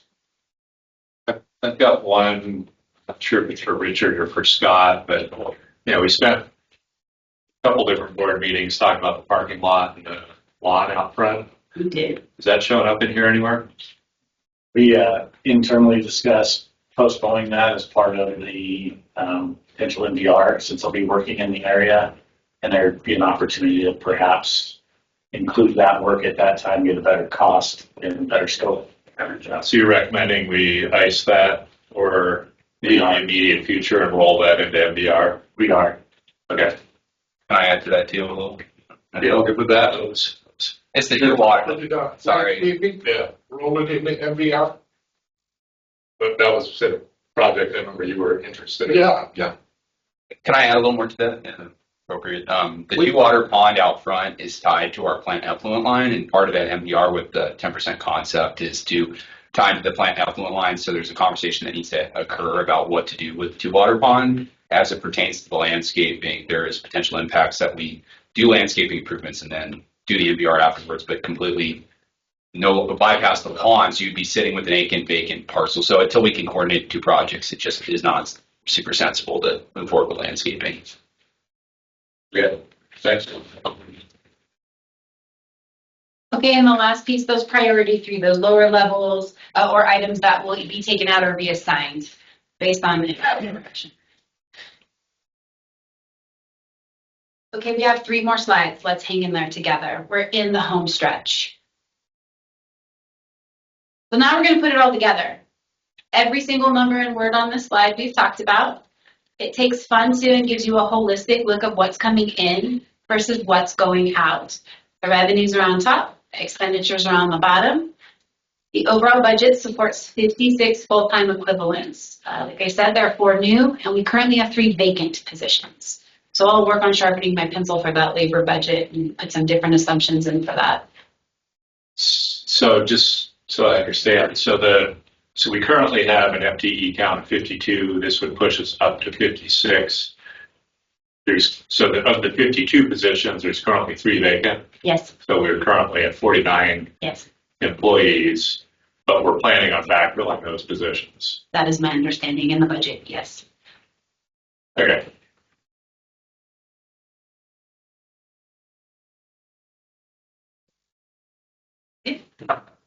Other questions on general fund? Okay, go to the next slide. Same concept, different fund. This is the wastewater capital reserve fund, and it's the first time we'll talk about debt service. So revenues are at the top. Again, there'll be a slight uptick in that 1.9 budget request for the sewer connection charges once we apply that construction index to 6 months. We laid out the priorities here in totality, 1, 2, and 3. And then the debt service payment is laid out. This FY26 payment is our second to last payment. So when we enter into FY27, we have about $3.5 million more to pay off, and then the debt is exhausted. That was the debt service from the BNR. Yes, that was I believe you all took a SRF loan out and worked on paying that, and then refinanced that with bonds. And the last bond payment will be in FY27. So we'll finish paying for it a year or 2 before we mothball it. I was trying to not say that, but yes. At least it happens before, not during.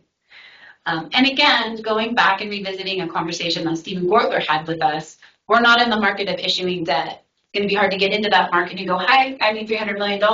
So we need to make sure that we get into that market. And that's what we'll talk about as part of the next conversation with how we're going to get all of the cash to be able to do all those Fund 6 projects. All right, last slide. You guys did great. This is the Rehab Replacement Fund, Fund 6. Same concept as Fund 2. It gives you your total revenues at the top. That's that fund interest.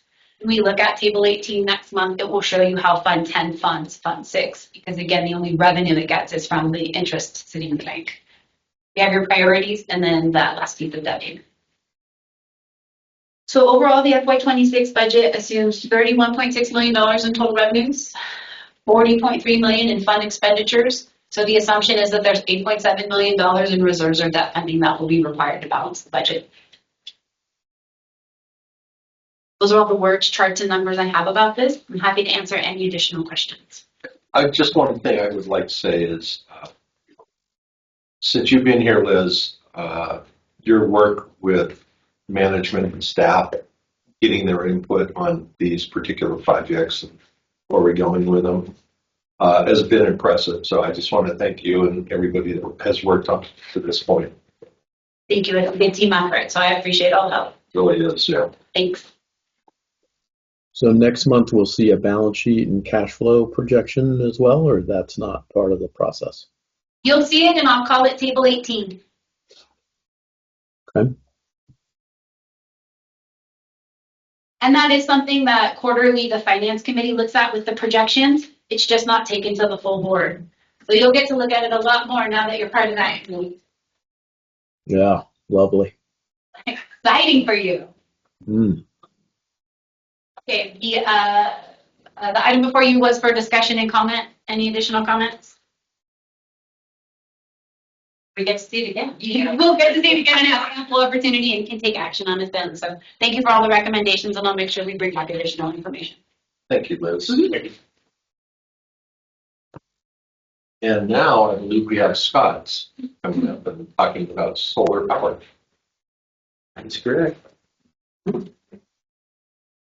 morning, board members. Scott Fleming, Senior Engineer, here today to talk about solar, just on a preliminary discussion level.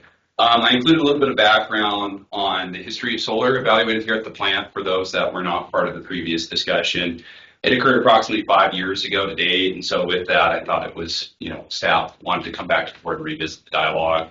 I know there's been discussions about what to do with 930 acres as it comes to the negotiations that we potentially might be entering into with Truckee Donner PD, and so this, I think, does pair nicely with that discussion point.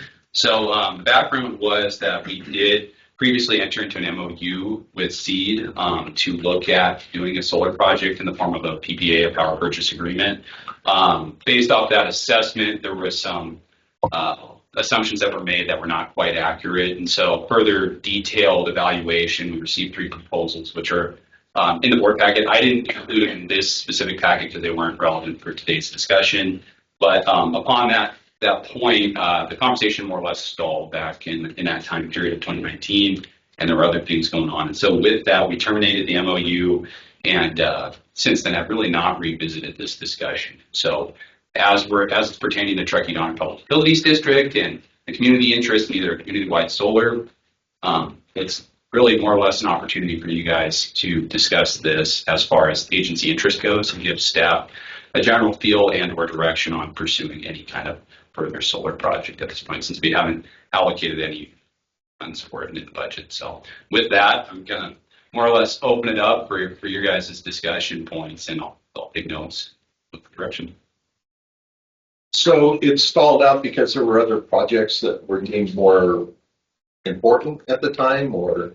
I wasn't part of the dialogue, to be honest, with the discussion on solar, so I can't comment on exactly why. Maybe some of the other board members might have some context there on potentially that were involved in those discussions where it landed. But at least in a public board setting, there was no further direction or discussion past that last meeting that I noted in this packet. So COVID we had general manager turnover, and lots of things going on. I get to spend it withered on the vines. Fell through the cracks. Yeah, and which meant it wasn't an extremely high priority for the board at the time. So anyway, that was my recollection of how that went. How was that bounce? And you're right on. Yeah. Yeah, 2 things come to mind for me. And one was the first board meeting I attended, and our electric bill was $110,000 for that month. For that month, yes. And then now we saw it, and I believe it was 1.27 million for the last year, or most of it's electric. And I was thinking, how can we find a way to offset that? And I understand that, we're one of Truckee Donner Public Utility District's largest customers. And is there a chance that we might be able to work with them to create some type of solar project that would benefit the entire community, meaning the Tahoe, Truckee, all the people that we represent. And it seems to me, looking at the geography of this place, it's probably the best place around for a solar field or solar program of some kind. So I would encourage that perhaps we look at this a little bit closer and maybe start the first steps of looking at it and what it would look like. And I think there's a benefit to that entire community. So I'd love to hear your guys. I echo that. I think that's something to be looked at. I think for me, the first thing comes to mind is it something just to generate power for this facility, or is it something that's for a wider region? A, and then B, moving to the MBR project, is that going to completely change the electrical requirements of this plant, and is that including that? But I am certainly interested in looking at it. Yeah. There's a lot of wasteful plants that do this. TSD, we have our own solar project. It's worked very nicely for us. So, yeah. Dale, thoughts? In order to provide electricity for the greater community, we need a lot of land for solar panels, a lot of land. And Scott, have we investigated at all about using our off product of methane gas to run a generator? So that's actually part of the scope of digestion improvements. Is we are going to be including in the scope it's Mainspring is the product manufacturer that we're looking to negotiate with, and the product is called Linear Generator. So it does repurpose biogas. It can also run on natural gas to offset electricity. However, flat out, that piece of equipment might offset up to 20 to 25% of our overall electrical needs for the facility.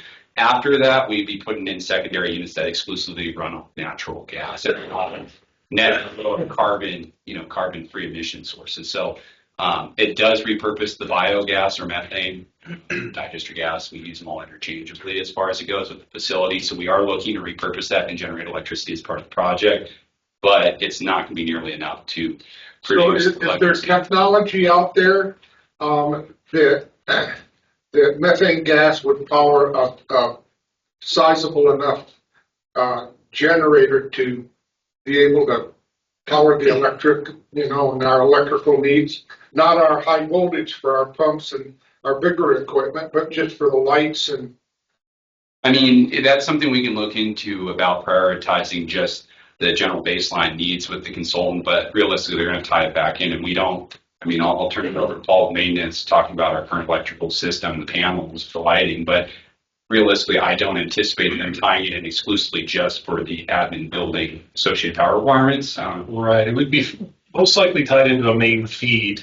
We've got 2 power feeds from TDPUD currently off a single line right now. So the amperage draw or the usage that we're pulling from both systems feed everything here out of main buses. And we would be backfeeding into that bus, and however it's fed is however it's used. It's a demand-based system. Whatever is not generated by the linear generator will be supplemented through TDPUD's line power.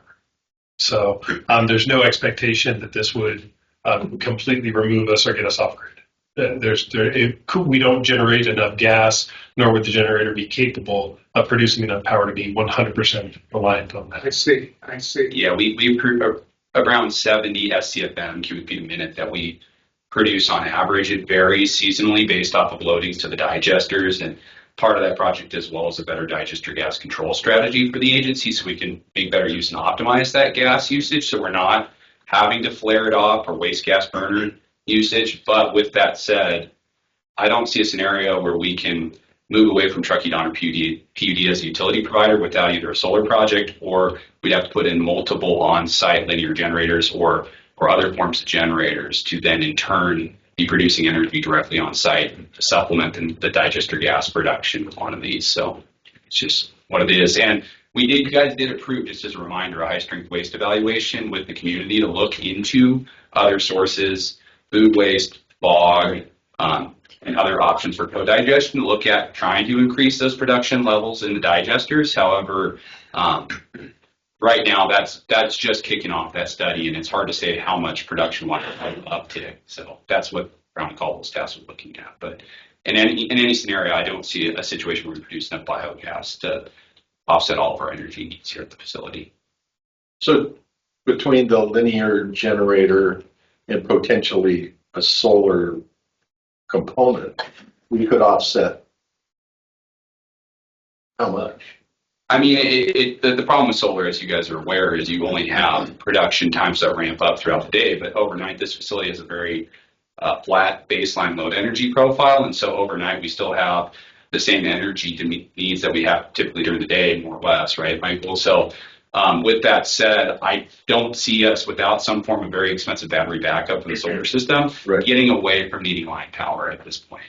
And batteries, as it currently stands, are very expensive for what you put in relative to what you pull back out. So yeah, when you talk about the batteries, that was one of the things that kind of made the solar discussion fall through the cracks, was the ability to store the generated power. And it just wasn't panning out with the technology at the time, because this has been a few years ago that we discussed solar. yeah, and at the time with the power purchase agreement, that was going to be an agency either owned option or a private third party vendor owned, and we would agree and lock in with that power purchase agreement at a kilowatt hour rate that would be lower than Truckee Downer PUD's. The PUD has expressed in preliminary talks they are interested in some form of a partnership, and I would hope that is something that the board might be interested in as far as a community benefit, that if we can lower that $1.2 million per year operating cost associated with electricity or energy demand, that we could then move forward with negotiating for some partnership agreement where we could offset some of our utility costs. But the specifics of that would be something we would be looking for board direction. And it seems like partnering with somebody that understands that is the correct way to. They're more than interested. Yeah. Yeah. I mean, because I don't think anybody here is solar guru. I certainly am not. So what are you looking for specifically, Scott?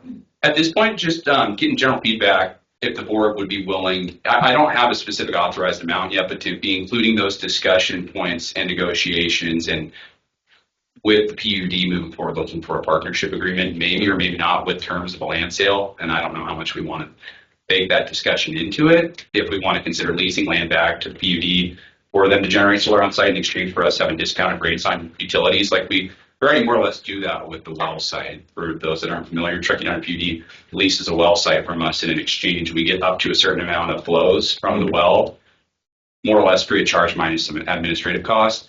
I'd be looking to leverage that, would be my hope or for the agency, with those negotiations, to see what they would be willing to offer us with terms for some form of them owning something. We might still own the land if they don't want to purchase it for the lease option, but all that up in the air would be kind of my general recommendation for a direction we try to move in with them, rather than trying to do a reevaluation of a PPA, unless you guys were interested in seeing the economics of a PPA as well.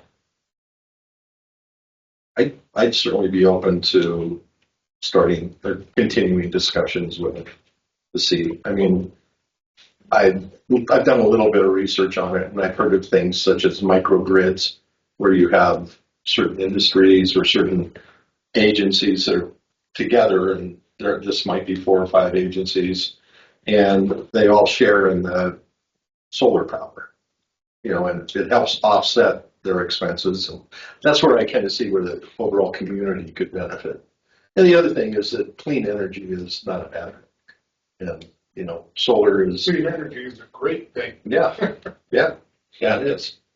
And I think that that's perhaps an opportunity we should take a look at least looking at, right, moving forward with. So, Dan? A couple thoughts and maybe a couple questions. So, the notion of, we've got a lot of land, it's got great solar exposure. It's in, a part of Truckee that's sunnier than some parts of Truckee. So, I think that all makes sense. I think a lot of the points that have been brought up, in terms of are we thinking about a solar project that's intended to be sized to basically meet our daytime demand, right? So where you're sizing it so that you plug it into the backside of the meter, so during the day the meter isn't running That's tends to be more simple on the business side of things. Once we look at sizing it to be larger so that it's generating excess power that's going back to the grid in some fashion, the business model on that gets a lot more complicated. Right. And I think necessarily would involve the PUD because they're the people that excess electricity, not the people, the entity that excess electricity would go to. Yeah. And I know there's a lot of details to be worked through with those kinds of activities. The other thing I'm curious about is just from a internal capacity standpoint and timing. So, we just looked at our budget. We've got engineering staff of what, 3 people? Ish?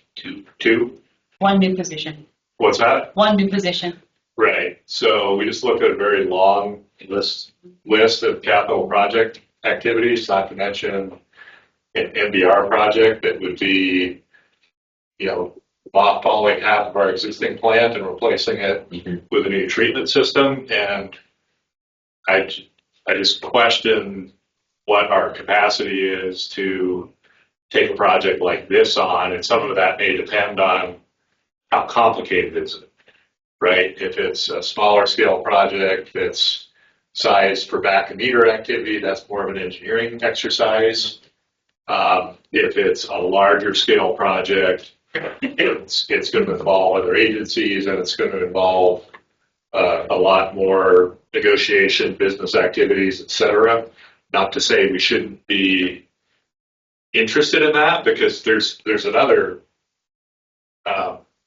way that we can be supportive of solar, but not in a lead role, which is, to be open to proposals from others to locate solar infrastructure on our property where there's some kind of a business arrangement to occupy our property, but where we're not getting into the wholesale power generation, sales, and distribution business. So I just want to be thoughtful about Very good point, Dan. some of those details. Very, our mission here at the agency is to treat effluent. We cannot overlook the road that we're on right now with MBR. It's going to take a lot of time, a lot of money, and a lot of internal work to fulfill that, that mission. And bringing on solar to the point where it's going to be meaningful to this agency, it's going to be a big plate. It's going to be a lot of work, a lot of extra work. And personally, I'd like to sit back and pick our wars and deal with treating our effluent in the most cost-effective manner. And anything other than that would come second place. Yeah, but I guess one of the things I'm curious about is, that the MBR project, we're going to be hiring a lot of consultants, we're going to be doing a lot of work. The question in my mind is there an opportunity as part of that project to include a solar component? It may be geographically separate. It's not going to be at the same place as the MBR facility would be, but that's a solar component that's really sized to try to get us to, during daytime sunny days, that's sized to try to get us to not drawing power off the grid during the day. And again, that makes it more of an engineering exercise, right? Where we're not dealing with trying to figure out how to sell excess power or get credits for it or whatever. But that also might embed the engineering work for that in other contracts that we're going to be doing anyway. That's, I'd ask staff to, I'm not trying to put you on the spot right now, but maybe these are some things you could give thought to and come back to us with is there something there that wouldn't be overly impactful, that would be less impactful to our staffing capacity? And then concurrently be open to other proposals that would potentially be led by other parties to do more community-wide type solar activities on some of our properties. So we kind of be cooperative in that fashion, but not necessarily be the lead project implementer. Are you listening to this, Brian? Jeff says, Brian, yeah, taking good notes. I can add to that a little bit. So the PUD was looking preliminarily at. I see the wheels turning. Yeah, they were interested in a 2 megawatt facility. We were looking at between a 1 and a 1.5 megawatt facility for our needs. Back 5 years ago when the discussion was occurring, there was questions about standby charges with Truckee Public Utilities District. And if we're cutting basically the core during daytime hours, but then they're providing us energy at night, what fees would they levy on us to be able to provide us that baseline load energy when we need it? And then secondarily, the net metering, it's only gotten less favorable, and the PUD stance, generally speaking, is they're under no obligation to allow net metering back if their grid can't take it, being in the position they're in now with the Public Utilities Commission. And so with that in mind, my only concern would be that if we do march down a path of sizing our own system, that it would probably be more practical not to plan the net meter back, because I don't think the rates would be super favorable for us for that. And personally, the PUD, if we are going to net meter back or not, and even partnering with them, they're going to need to embark on their study as general feedback to evaluate their system to determine the appropriate sizing for a solar facility for themselves to operate. That's kind of their next steps, but they obviously need to secure land to place that solar on as part of that discussion. So we've got a couple avenues here. What I'm hearing is, generally speaking, you guys are interested, but you want multiple options on the table. Is that a fair assessment? I'd like to comment for a moment. So I agree with you, Dan. We've got a $300 million project in front of us. That takes priority over everything, in my opinion. I also think we haven't really looked at what are the top 5 or 10 priorities for the organization over the next 5 years either. And I would bet this doesn't even make the top 5.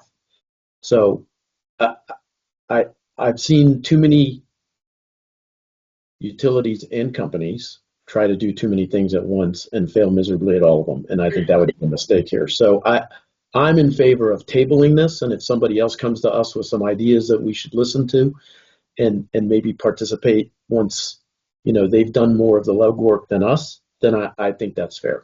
And I think, it's something that can be done, but it doesn't have to be, in the same time period that we're doing all this other work. Yeah, I think I'm hearing sort of open ears, we're listening. Any creative ideas out there, bring them to us. Look at this as part of the whole NVR project. And, is there something that's doable there? But yeah, I think hear what you both say. So initial instinct, Scott, if we wanted to incorporate a smaller scale kind of solar project intended to be tied in kind of back a meter, not trying to do net metering, not trying to do power sales, anything else, just trying to knock down our power usage and trying to incorporate that into the work scope. So when we do this next phase of NVR, we're going to be hiring a consultant team to come in and do a bunch of design work on that. If we wanted to have a solar component to that's probably some other sub-consultant in that team. But what are your thoughts on that in terms of how much incremental work scope that adds, or incremental work for staff that adds? Or is it too early for you to give us an assessment of that? So the thing here is, right, Truckee Donner PUD background has been raising our rates approximately 10% a year for the last couple of years. We've seen rate increases, which we don't have any control over, right? So that's the background for me looking at this. If I look at it as we can supply solar for 11 to 12 cents a kilowatt hour versus 17 to 18 cents currently in the market, I'm going to bring that to your attention, right? And that's the discussion today. With that said, I don't think it adds a substantial work lift on our part from a team standpoint as it pertains if we were to wrap in the evaluation to the MBR for a standalone. It'd be more of a lost opportunity for potential community buy-in in a solar project would be the downside from my perspective on a political standpoint, but that's for you guys to deliberate on. But putting that aside, we can add the scope into the project and get some preliminary estimates and at least do an evaluation on what sizing that would take and then go from there. It's not going to be me doing the assessment, but they would add on a sub-consultant team. So I think if that's a requested scope into that RFP we haven't issued yet, it's a small ask and we can always kick it out at an early stage of design if we come back to the board and say, here are the ballpark financials for us putting that into the project. Here's the capital cost if we were to own it, versus they also could do as part of that study an investigation into alternatives for us not owning the system, but using a third party to actually maintain, operate it on our property, and then sell us back the energy as well. So I don't think it's a huge lift on top of the project scope to add that into a piece, especially if the consultant's leading that evaluation on our behalf. On our end, it's more of just having the board review that potential proposal and make a decision whether to move forward with it or not, with the staff recommendation to accompany it, based off of our input. Right, and I don't think there's anything to say that if we did a smaller scale solar project as a part of the MBR project, that we couldn't be a party to a separate project that's more of a larger, if they may be wired separately and whatnot, but they might be anyway. And I'm not sure what the kind of efficiency of scale would be in terms of just being part of a larger project versus having our own small one. There's probably some efficiency there, but I also think it's all the business component of that larger project. And getting that all figured out could be a super heavy lift that could cause us to be unsuccessful. As compared to if we're doing something smaller scale that's within our control, it's just trying to knock down our on-site power consumption. Just the business side of that's much more straightforward. It's, and I think that's something we could have a much higher likelihood of success with in the near term, but still be open to partnering in something bigger that someone else maybe could take the lead on. And would that be like notifying Powder PUD that we've got the land, you guys do because that's what they do. Maybe they know the third parties or they won't take it on. What do you think, Catherine? Yeah, that's kind of where I'm at. Yeah. Let them be creative. Let them bring something to us. Let them know we're all ears. Yeah. But that's kind of not our business mission, but we're interested. Yeah. Okay, I want to chime in here, and I hate to be an ogre in all this. But what you're saying, Dan, and how you guys are commenting on opening up this door, I think it's very honorable. When you ask Carollo to broaden their scope of work, it's going to cost money. And it's going to cost a lot of money. And right now, I think we ought to focus on MBR and moving our plant forward with new technology. And let's focus on our, now, Bert, you said 300 million. I think it's going to be more like 375, knocking at the door at 400 million, but by the time this is all done. And this is priority that I see coming down the pike. And throwing solar into the equation is going to churn up the money. It's going to cost us more design fees, more discussion with Carrillo. I want to pick our war and I want to accomplish our mission. And let's not get so far out there that Can I chime in a little bit on that? Yeah. I just want to see us achieve what our mission is right now with Carollo. We've got a lot of time invested over this already, and throwing another concept into the mix. I don't think it's the right time, Dan. I think that it's a very honorable and it's a very worthwhile thought and concept, but I don't think it's the right time. I just think that we've got a full plate with Carollo right now. We've got a full plate with raising the money we need to raise to make this project move forward. And throwing solar into the mix, I think would very much complicate things. And I want to say, be careful of where we're going with this, because the end result is going to be a lot of money that right now we got to figure out where we're going to get it. And we got a $350 million project that we've got well underway in the hopper. Let's execute it. Let's do it the best way we can, and let's not muddy the water, Dan. It's scary. It's a little scary. Please, Catherine. One is, can we just ask, and we can ask them for how much does it cost to add this component, right? There's no cost to us for asking that. That's one thing. The other one is that a lot of these fundings, well, not a lot, but the state funding sources, if you have a green component to your project, you can typically get some kind of either grant component, or you can get a lower interest rate or a longer term time to pay back that loan. So there could actually be an advantage in it.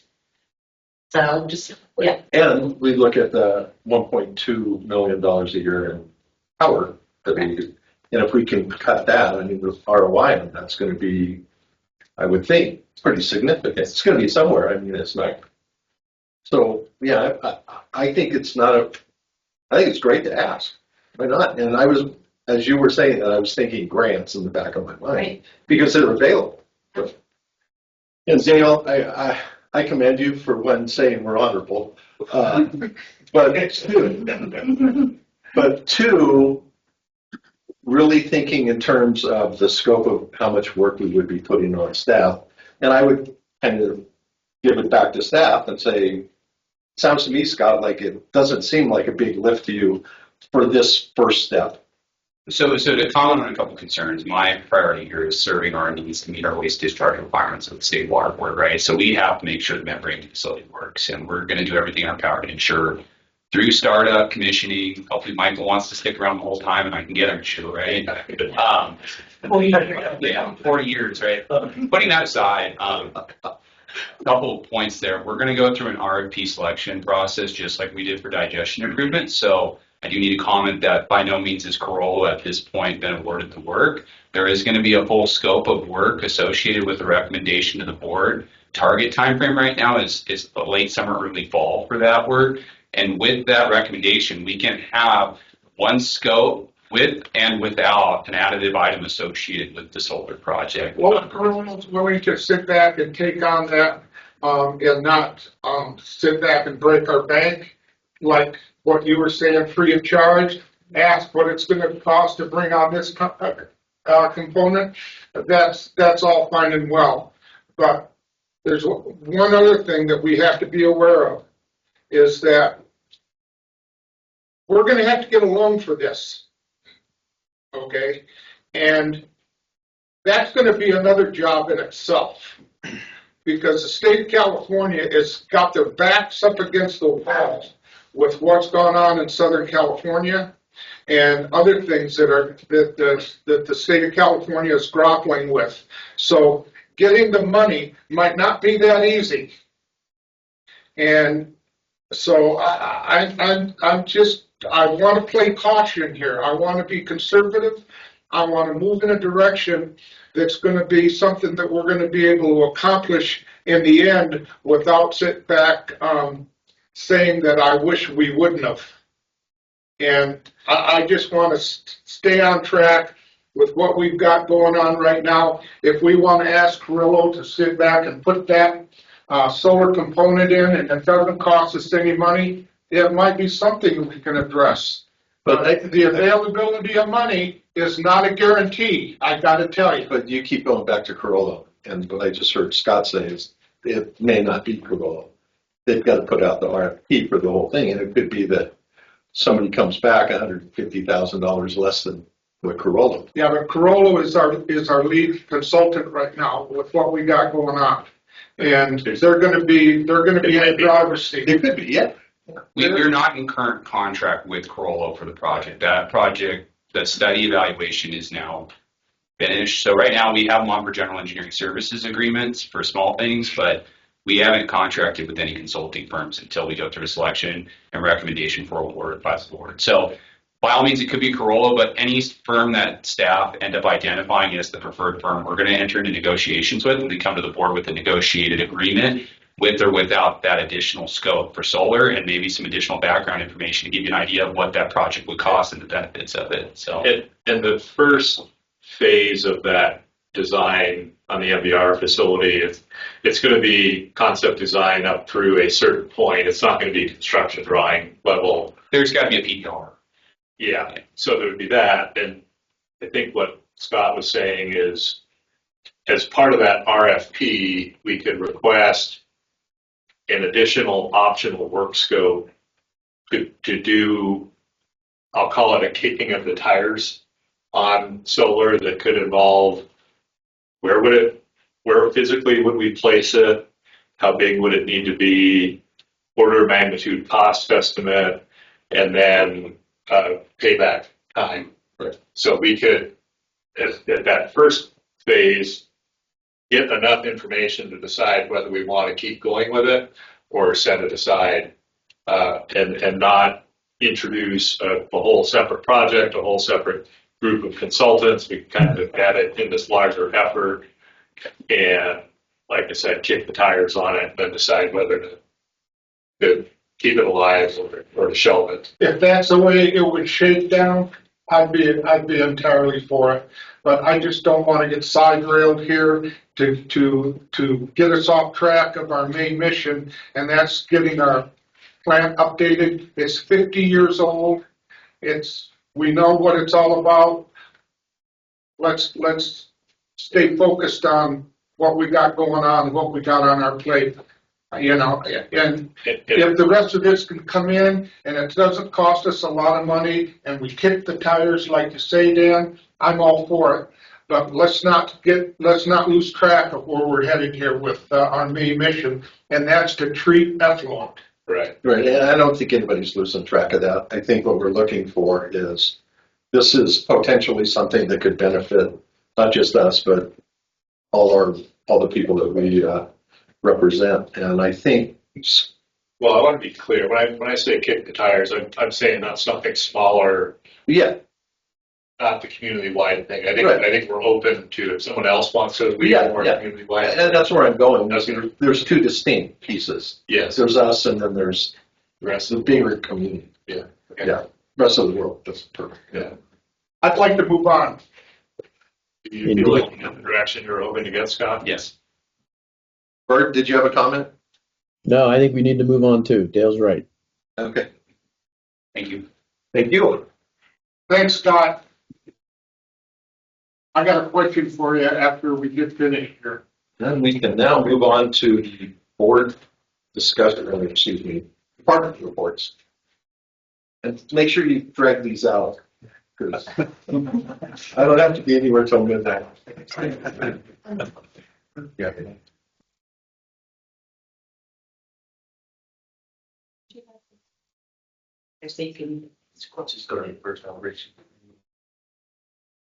Good morning, President Wilson and Board of Directors, board members.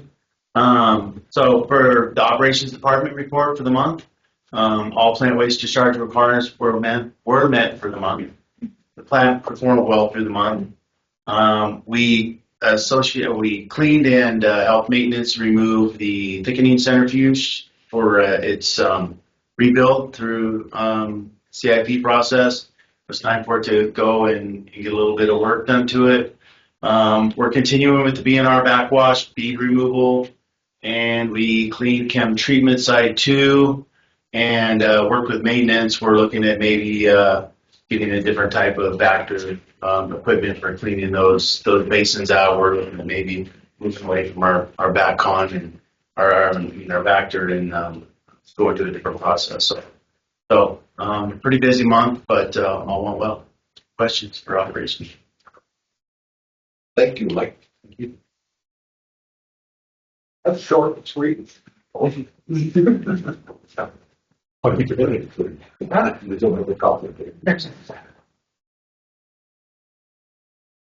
right. Good afternoon, actually. Yeah, afternoon. All right. So projects still the same as last month. For your benefit, welcome. We did the digestion improvements project.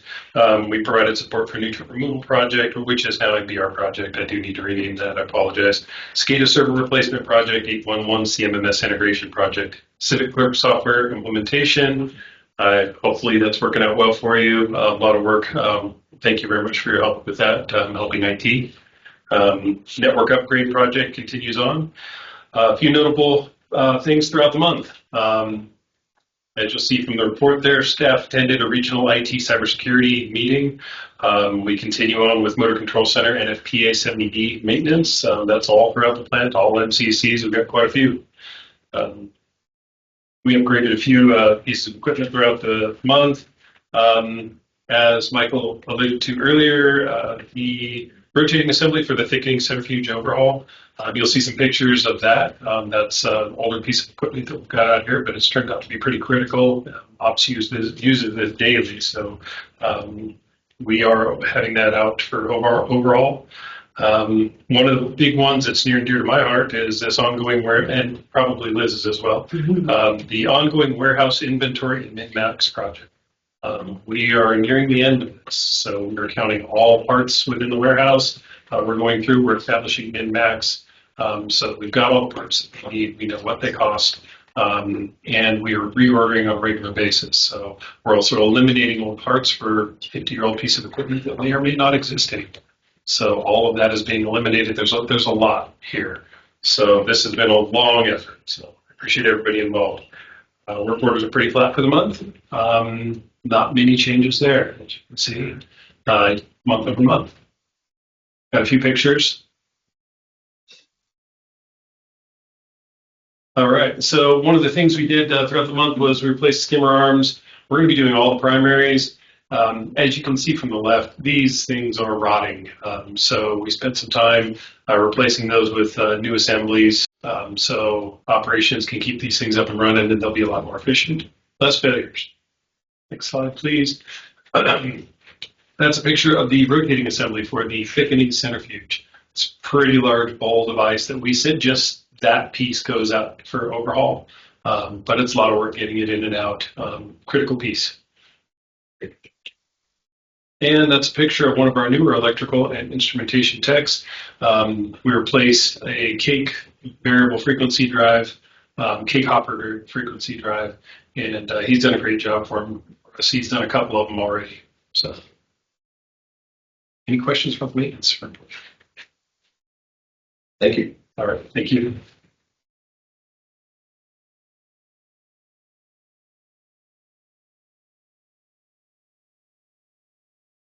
Good afternoon, board. Scott Pony, Senior Engineer again, standing in for Jason Haynes on vacation. So just going through the engineering pieces here in the technical services group projects, we're continuing to work on the following digestion improvements.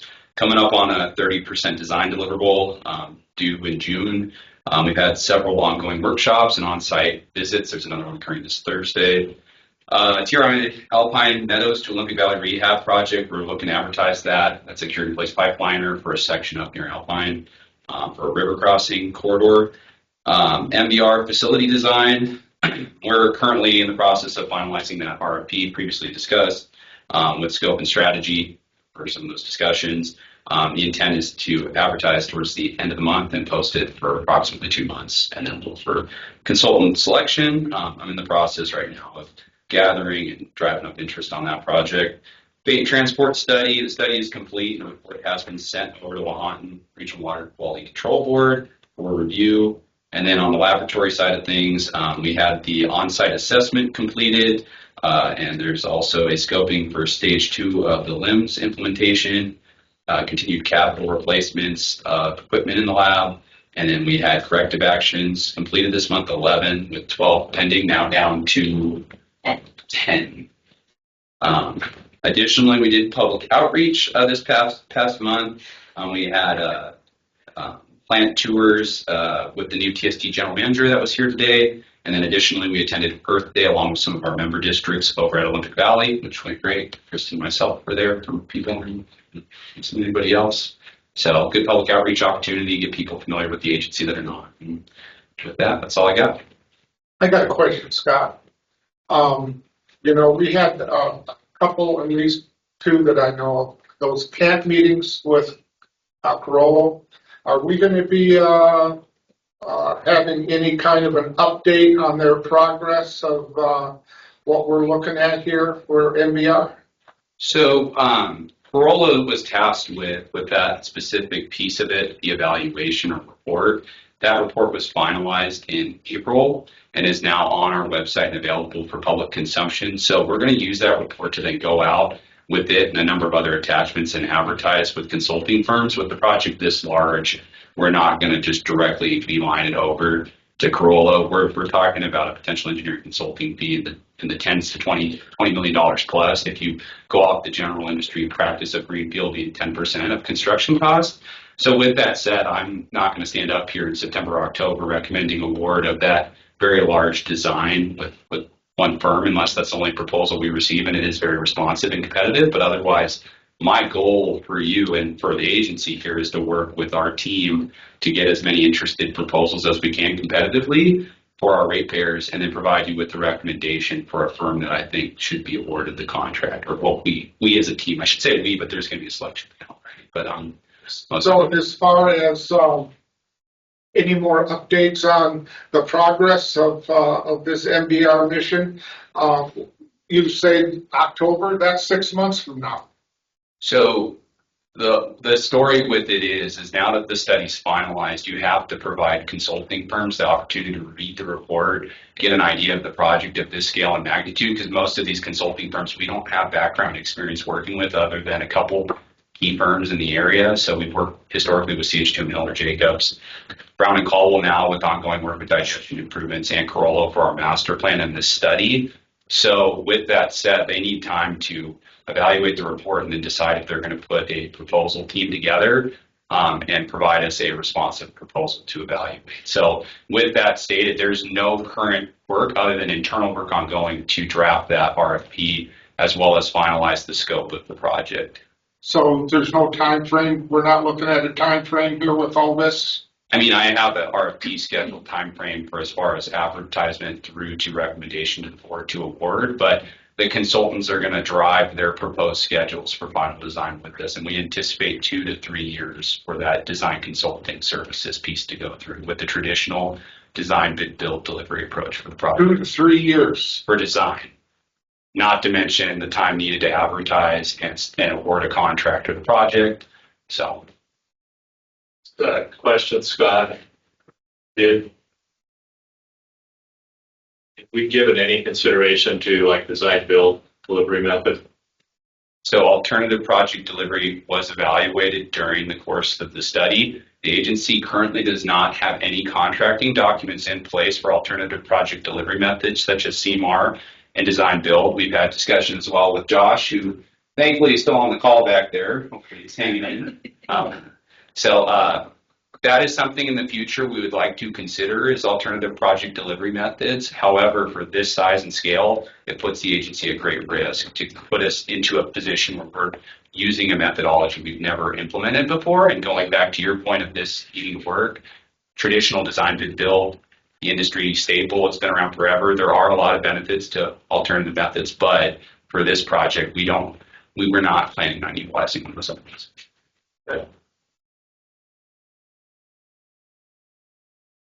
Any further questions for Scott? Thank you.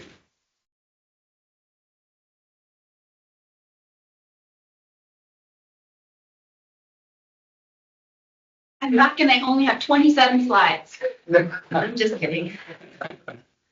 I'll make this brief.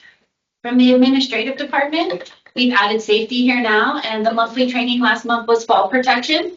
The big exciting story in safety was that our safety officer retired last month, so that is one of my open positions that we're working on. So that takes some time there. On the finance side, we did all the things we were required to do. We paid people, employees, vendors, reconciled all of that cash. We kicked off the budget. We worked on completing it. We also held the April Finance Committee meeting where we looked at quarterly reports that don't rise to the board level, just to rest assured they are reviewed in very much detail at the Finance Committee. We also reviewed at Finance Committee a governing document that I will bring back to the full board that really talks about the scope of work for Finance Committee. It will provide to the full board a calendar of what we look at each month. And then I would like to start adding some more descriptive minutes from the Finance Committee into this part of the report so that the board has a full picture of what we discuss at the Finance Committee and give the board opportunity to ask any additional questions. The last thing we talked about at Finance Committee last month was OPEB retiree premium reimbursement. We'll be bringing that back to the full board as we get a little later in the fiscal year and see what the climate is from our investments there. Taking a look at purchasing administration, in addition to some front desk duties, the general purchasing duties, as well as encumbrance cleanup through the getting into Cassell, the newer financial system, there were a lot of POs that were left open, and it was causing a conflict with doing projections. And so Kevin spent a tremendous amount of time closing those items, so we have a better look at projections right now. It's very, very good to that projection process. And as always, we did various administrative duties as the general manager asked and at the pleasure of the board. I think, oh my God, I might have one more slide. Oh, I do still have one more slide. From the building customer service side, there was a Civic Plus permit portal meeting. We have some really old technology that I think was written by someone in their garage. We're looking to replace that. So we're trying to find a right fit for this. I may have embellished them a little bit, but not that much. Standard plan reviews, the connection fees paid this month were about $183,000. And I believe that says there were no inspections done this month. No pictures either, but we're continuing to work on that. Thank you. Questions on the admin side? Richard? I'll keep it brief, not much to add on top of the other reports. Several meetings were conducted, as mentioned, master plan work as it related to budget. Next slide, please. Staff attended the annual conference in Palm Springs.